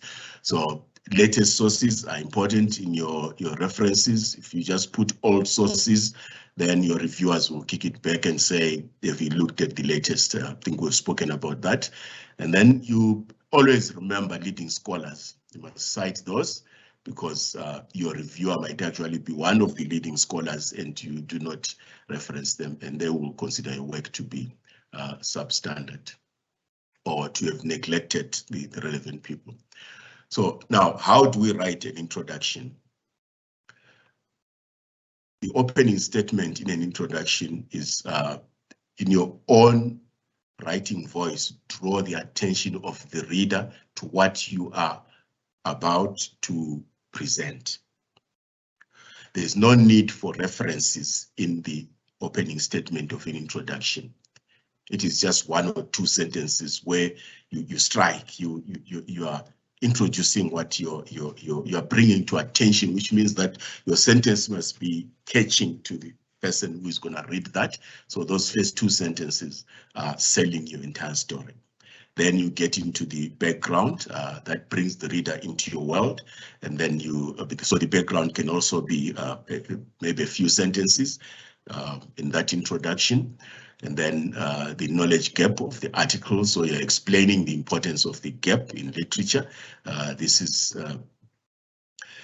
the article's potential contribution to the knowledge, and then you also talk about the aim of the article.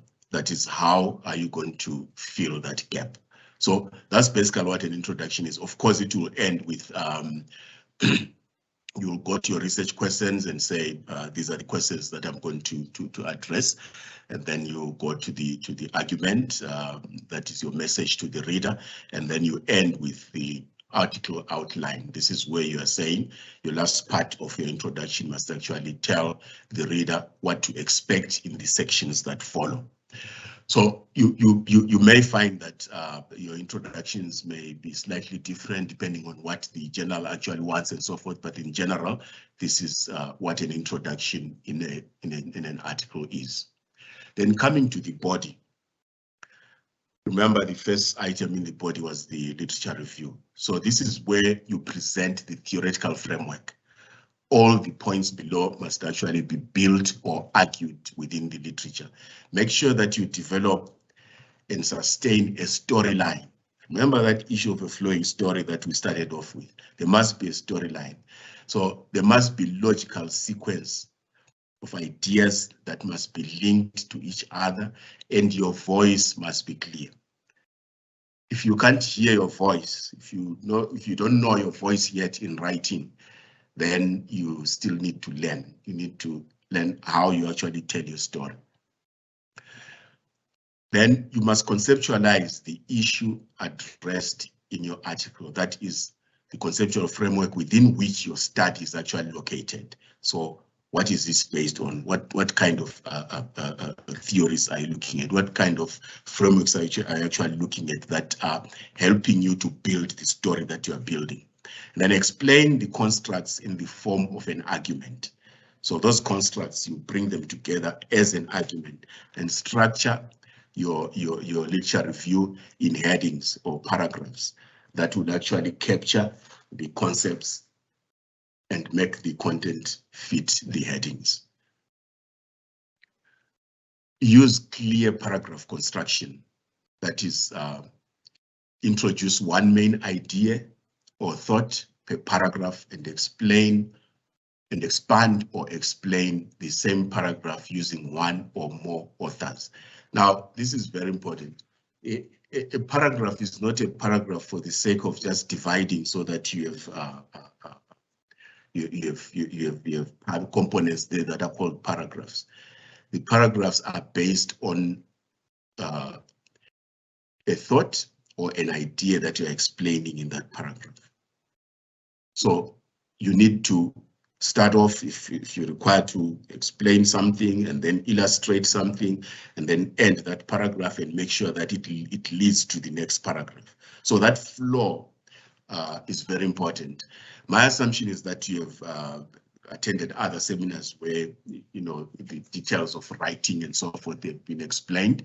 So I shouldn't belabor to actually explain that part, but there must be a flow from one paragraph to the next, and each paragraph addresses an idea or a thought that you're actually expanding on. And when the paragraphs go from one to the next, they are speaking to the heading that you actually, or the subheading that you are working on.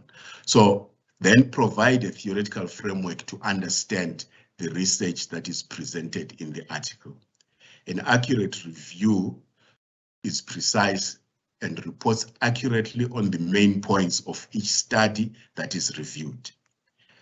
So remember, when you are doing literature review, especially for a journal article, you are not writing a thesis. So you're not going to have 20 pages or 50 pages of actually reviewing literature and so forth. You have to get to the point. And always remember that you are not writing a book and you are not talking about things that are not relevant, that people already know about, but you are building your story in the literature. You are building to identify your problem and also to verify that gap that you claim you're going to work on. That's the purpose of that literature. This is what has been done, this has not been done yet, and you are proving that based on the literature that you're actually looking at. Relevant review of scholarship does not merely summarize any research study, but is guided by the research question and the objectives of the study.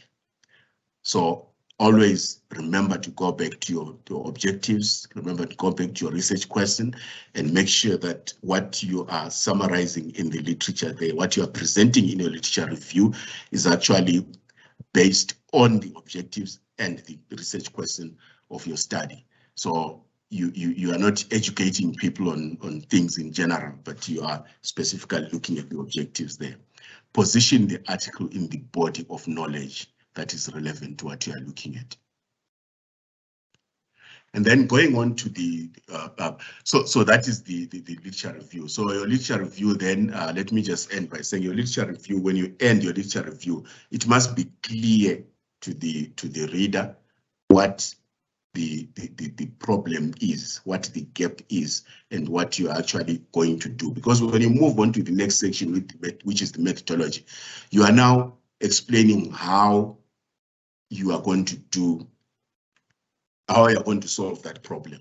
So you can't start explaining the problem before you show that there's a problem, before you actually reveal the gap, and the literature review has actually done that.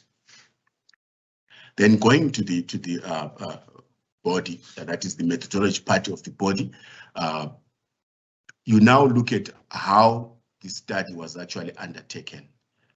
You consider, of course, philosophical assumptions, the methodology, approach, methods, data collection and data analysis, characteristics of your sample and its size and reliability and validity, and data quality and so forth. Now, the amount of detail should generally be about half a page to 1 page, except in cases where your article's contribution is actually in the methodology itself. If the methodology is the contribution, then you may actually expand.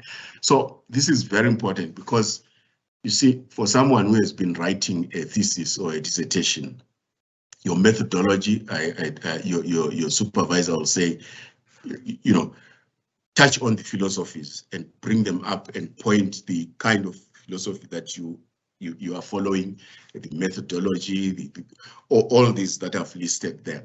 So each one of those you expand into the details and show why you actually took this approach and so forth, and that is for a thesis. In a journal article, you don't have the space to actually put all those details. So you need to get to the point. So when you talk about the philosophical assumptions, methodology, the approach, the methods, data collection, all those must actually be said summarized within not more than a page. You go beyond that, your reviewers will just reject that and say this is written like a thesis. Sometimes they give those kind of comments. So thesis style writing is not the same with journal style writing. So make sure that the details that you put there are really summarized, and your guideline there is half a page to 1 page. You should have actually put your methodology together. So in your methodology, aim to clearly show the validity of the results. How did you validate that your results are actually correct? Provide sufficient information to understand how the problem was investigated. Clearly show the quality of the research presented in the article, and then present all of this in a logical order, and it must be concise, and it must also be complete. And then going to the results. So results, you may say findings or results. So in general, findings are usually for qualitative research and results are for the quantitative research. Right. So use text, figures, tables to present the results. So remember, your figures and your tables are meant to illustrate things that will be difficult for you to actually write down, that will take you pages and pages to actually explain. So make sure that your figures are actually clear and they speak to illustrate the points that you are bringing. I've said this before, make sure that your text actually speaks to the figures and the tables that you have put. Because sometimes when I review work, either in journal articles or even in thesis and dissertations, sometimes you find that a student will put a list of figures, one figure to the next, and then you go and check in the text and there's not even a reference. There's figure 10 and there's nowhere where figure 10 is spoken about. So don't be like that. So when you present the figures and the tables are meant to actually help to illustrate your point. So refer to them, speak to them. The results must show the evidence on which you base your core argument. So what is your core argument based on? Introduce and refer to tables and the figures. I've said this already. And then when reporting your results, structure your argument to do the following. Reflect on the real world compared with the theory. Relate to the empirical research you did, and then bring all these together to show how they contribute to knowledge. So this is very important. If you do not do this, then your reviewers will actually think that you do not understand what you did. Your results are not speaking to anything at all. So that is very important. So your results or your findings could include discussions, depending on your way of writing. Structure them according to the methodology. That is did you use your questionnaires, did you use your interviews, did you develop some algorithms, you run experiments that you actually conducted. You could be doing some experiments in a laboratory, mixing some chemicals and whatever. So structure that. Those are there are ways of actually structuring the way you did your work, and that must be clear. So for quantitative, the tables and graphs are very important, and for qualitative work, if you are in the social sciences and human sciences, if you did qualitative research, then the quotes are actually very important. Of course, in that area, if you did quantitative as well, you use your statistical analysis, and you also use the tables and graphs to represent that. Then the findings must relate directly to the research problem and the research questions or hypothesis. So this, when you present your findings, always go back to your research problem and think about how these findings actually answer the question or the hypothesis. They prove or disprove the hypothesis that you came up with. So if you do not analyze your results that way, your findings that way, then you will have lost the game. You won't be speaking the language that is supposed to be spoken in your article. Findings should either confirm your hypothesis or answer your research questions. So in the analysis now, analysis of qualitative data must use qualitative data analysis techniques. So that's where you would use maybe your software, depending on what kind of software you would actually use for your qualitative research, your Atlas TI, whatever. And then when analyzing interviews, usually the thematic analysis is carried out collectively on all the interviews put together. Analysis of quantitative data can use statistical techniques, we could use your SPSS and others and so forth. And of course, analyzing your experimental, where you're doing labs and so forth, you basically have different approaches to analyzing that, but it must actually be clear, and the analysis must be reported in your tables, and other figures will help you to analyze that. Make sure that you have a clear knowledge of statistics if you are going to use quantitative data, statistical analysis or techniques. So if you don't have that, then you actually need to attend those workshops that the CGS actually provides in those areas, because that can actually be very technical, right? In computer science, data such as artificial intelligence, you would actually inspect your data, clean the data, those that are in that area know what that is, then transform and then run the data through the model that you've actually designed. So you do it several times, and once you actually get good results, you compare the simulations that you come up with to similar existing models, and then you determine how your model actually compares to the ones that exist, and then you come up with your contributions there. So you clarify those kind of things. Then after that, you come to the discussion. You are now discussing your results. So what is the meaning of your results? So in the discussion of your results, this is where you now reflect on the meaning of what you found, on your findings or your results. Try to synthesize your results with the discussion, within the discussion. Read through your results and identify the results that stand out. So as you go through your results there, what is it that stands out? Maybe you were trying to come up with a model for predicting or for identifying maybe cancer cells within a human body or within some part of a body and so forth. So as you do that, then you discover that your model is actually picking other things that are not really cancer cells, but something else that is interesting. So what is it that stands out in your results?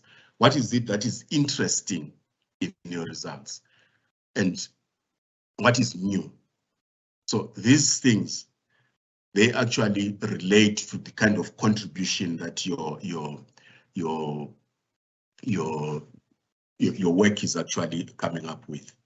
And then sometimes there could be surprises. You may have done all this, and then your results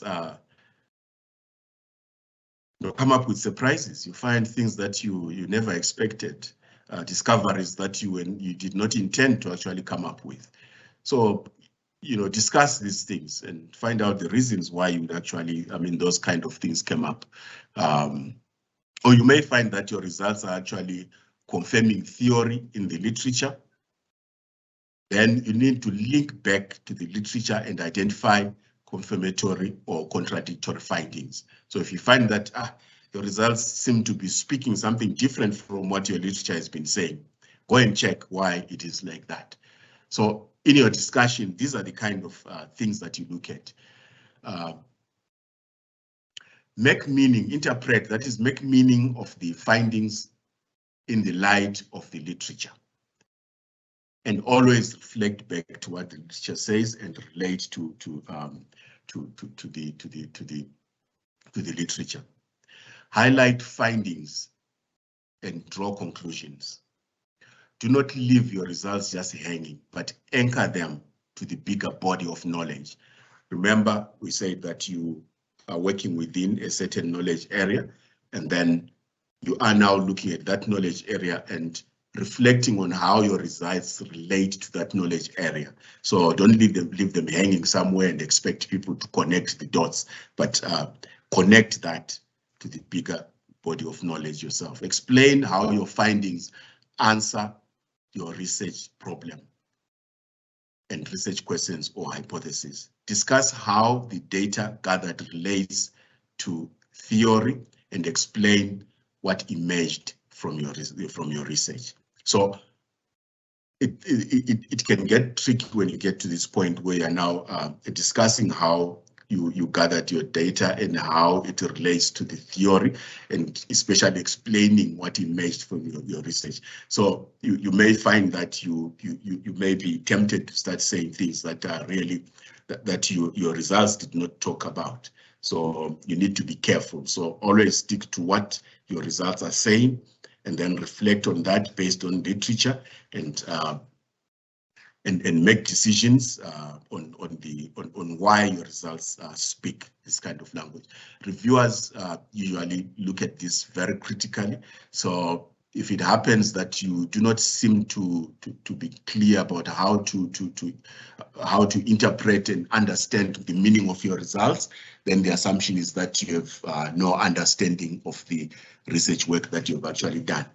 So discuss what you found in your research without actually repeating those results. So don't be tempted to repeat the results, because you won't have space to do that, and it will not be necessary. It will actually be rejected by reviewers if you keep on repeating the results. Right. So the discussion, discuss the relevance of your results to the scholarly discourse. Extract the essence of the article by reflecting on what is unique, what is the unique contribution that your article is making to your field. So look at, remember that objective that I said you must select from your work. If you were to say, okay, this is my objective, this is what I'm going to do, or this is what I've done. Now, what are the results saying there? What language are your results speaking? What is unique about the kind of contribution that your article is going to make? So for those that have already completed your thesis, you would have a section at the end where you are actually talking about your contributions and you are listing them. Maybe you have 3 contributions, 1 contribution, 4 contributions, 5 contributions. Now, pick what is unique about that contribution that will make your article to contribute to that field, that will excite your reviewers or even the editor or the readers that will read your article if it is finally published. Must also consider what is universal, what universal principles will actually be of interest to the audience outside your specific context. So, because it could happen that, for example, the example that I gave where you're developing some model that will predict cancer cells and so forth. Now, that can be of interest to other people besides the academic community that you're writing to. Politicians might be interested in that.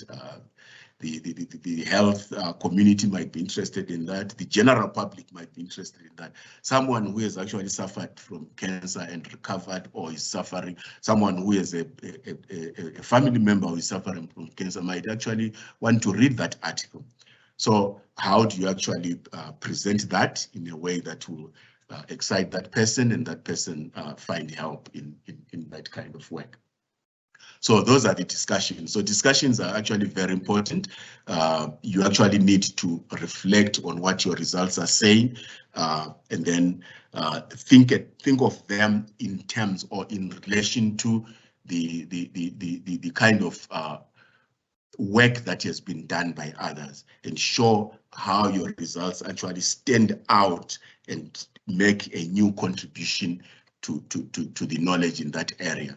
So the contribution can be very, very small, but it has to be a unique contribution. And in most cases, when your article is like that, it will definitely be published, because that's what the editors are actually looking for, because they want to speak to their community and bring new knowledge to their community. Now, moving on to the conclusion. Now, your conclusion, you'll find that your conclusion and your abstract, I will talk about the abstract later. The reason why I had to put the abstract as the last part is because it's usually easier for you to write a good abstract at the end after you've actually completed. You might have a sketch of the abstract, but once you have completed everything, your abstract actually summarizes the work. Now, looking at the conclusion, this is what a good conclusion should look at. By the way, conclusions, I've found, my experience has shown me that a lot of students actually struggle with conclusions. They sometimes just summarize what they've done and so forth, and they don't seem to know that a conclusion should actually have a specific structure and say specific things that it must actually talk about. But you can learn this by reading good articles that are in the journals that you want to publish in. So that is important. A good conclusion should actually state your judgment of the core argument or problem. Now, remember that you started off by exciting your audience by saying, this is what I'm going to do, or this work is done the following, and so forth. And then they are keen to know, okay, really, they go through your article. When you get to the conclusion, you actually need to present your judgment of the core argument or problem that you are working on. And by the way, your reviewers and examiners, they will always look at the title, read the abstract, go to the conclusion, and sometimes your contributions, if it is a PhD thesis, before they read everything else. So once they touch those three things, or four things, the title, the abstract, your contributions, and the conclusions, they will get a good idea of what your thesis is all about, or even your writing style. Your conclusions must speak to the original story that you said you wanted to tell. Show your reviewer that my entire argument, this entire article that you have been reading, has been leading to the following. So that is your strike, your attack sentence. Your entire argument has been leading to the following. Show your reviewer that I wanted you to think, to understand, and to support the following after you have read the article. So that's what your conclusion should be like. Those are catch words and sentences that you put at the end to conclude your story. Your conclusion should mirror the introduction to show that your goal was actually achieved. And further work, should actually be the punchline of your conclusion. Do not just repeat what you have already said. State it in a declarative, powerful way. You own the article that you have written. So at the end, when you are concluding, declare in a powerful way. It must be assertive. Avoid the temptation to discuss new things that are not in your study. So because you have all this knowledge, you have written all these things that you have written in your article, don't be tempted to extend beyond what your results have said, beyond what your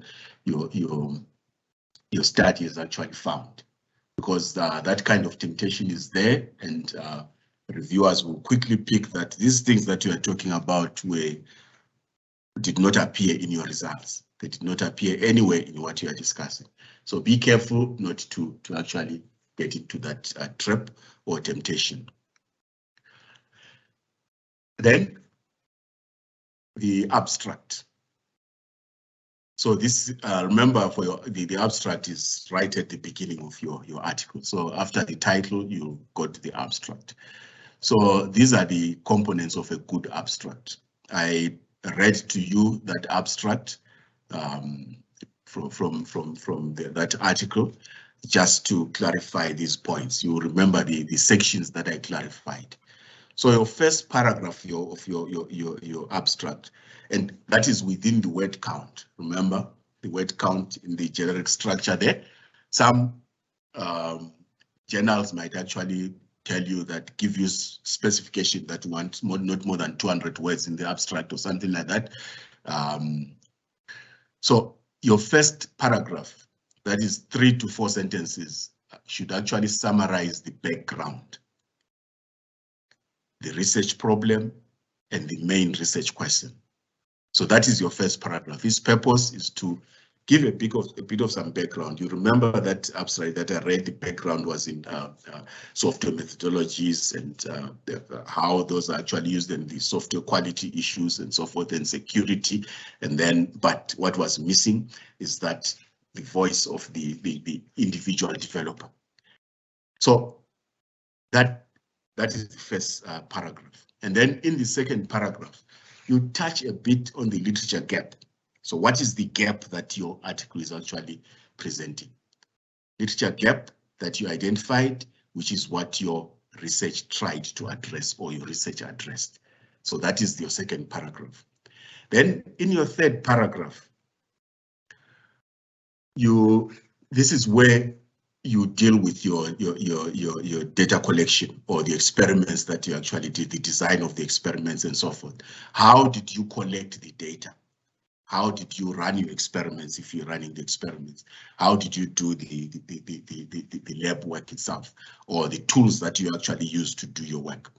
How did you analyze the data? What methods did you use? What tools did you use to actually analyze the data? And what do the results say? That is your third paragraph. What are the results saying? What is the message that you get from your results? And then your fourth paragraph, this is about your contribution to the study, and you present this, it can be a sentence or two. You present this by looking at your what your study is contributing in general, and also specifically, what does the study contribute to theory in the relevant community. And you also look at what the study's practical implications are, or the contributions to practice. For example, you might be contributing to the to management, you might be contributing to governance. So pick what your contributions are to practice. That is, the people that are practicing what you're actually doing. And then, of course, it can be your research community, it can be to the professionals, it can also be to the practice itself, that is people that are actually working on that. So that's basically what summarized, I mean, the structure of a good abstract. So I usually fight with my students when it comes to this. They will write an abstract and say, no, this is not that part. And for a thesis, of course, I always prefer that the abstract is within 1 page. Don't want it to exceed a page, but obviously for an article, it has to be within 200 to 300 words, maybe 400, not more than that. So you have to summarize your work within that.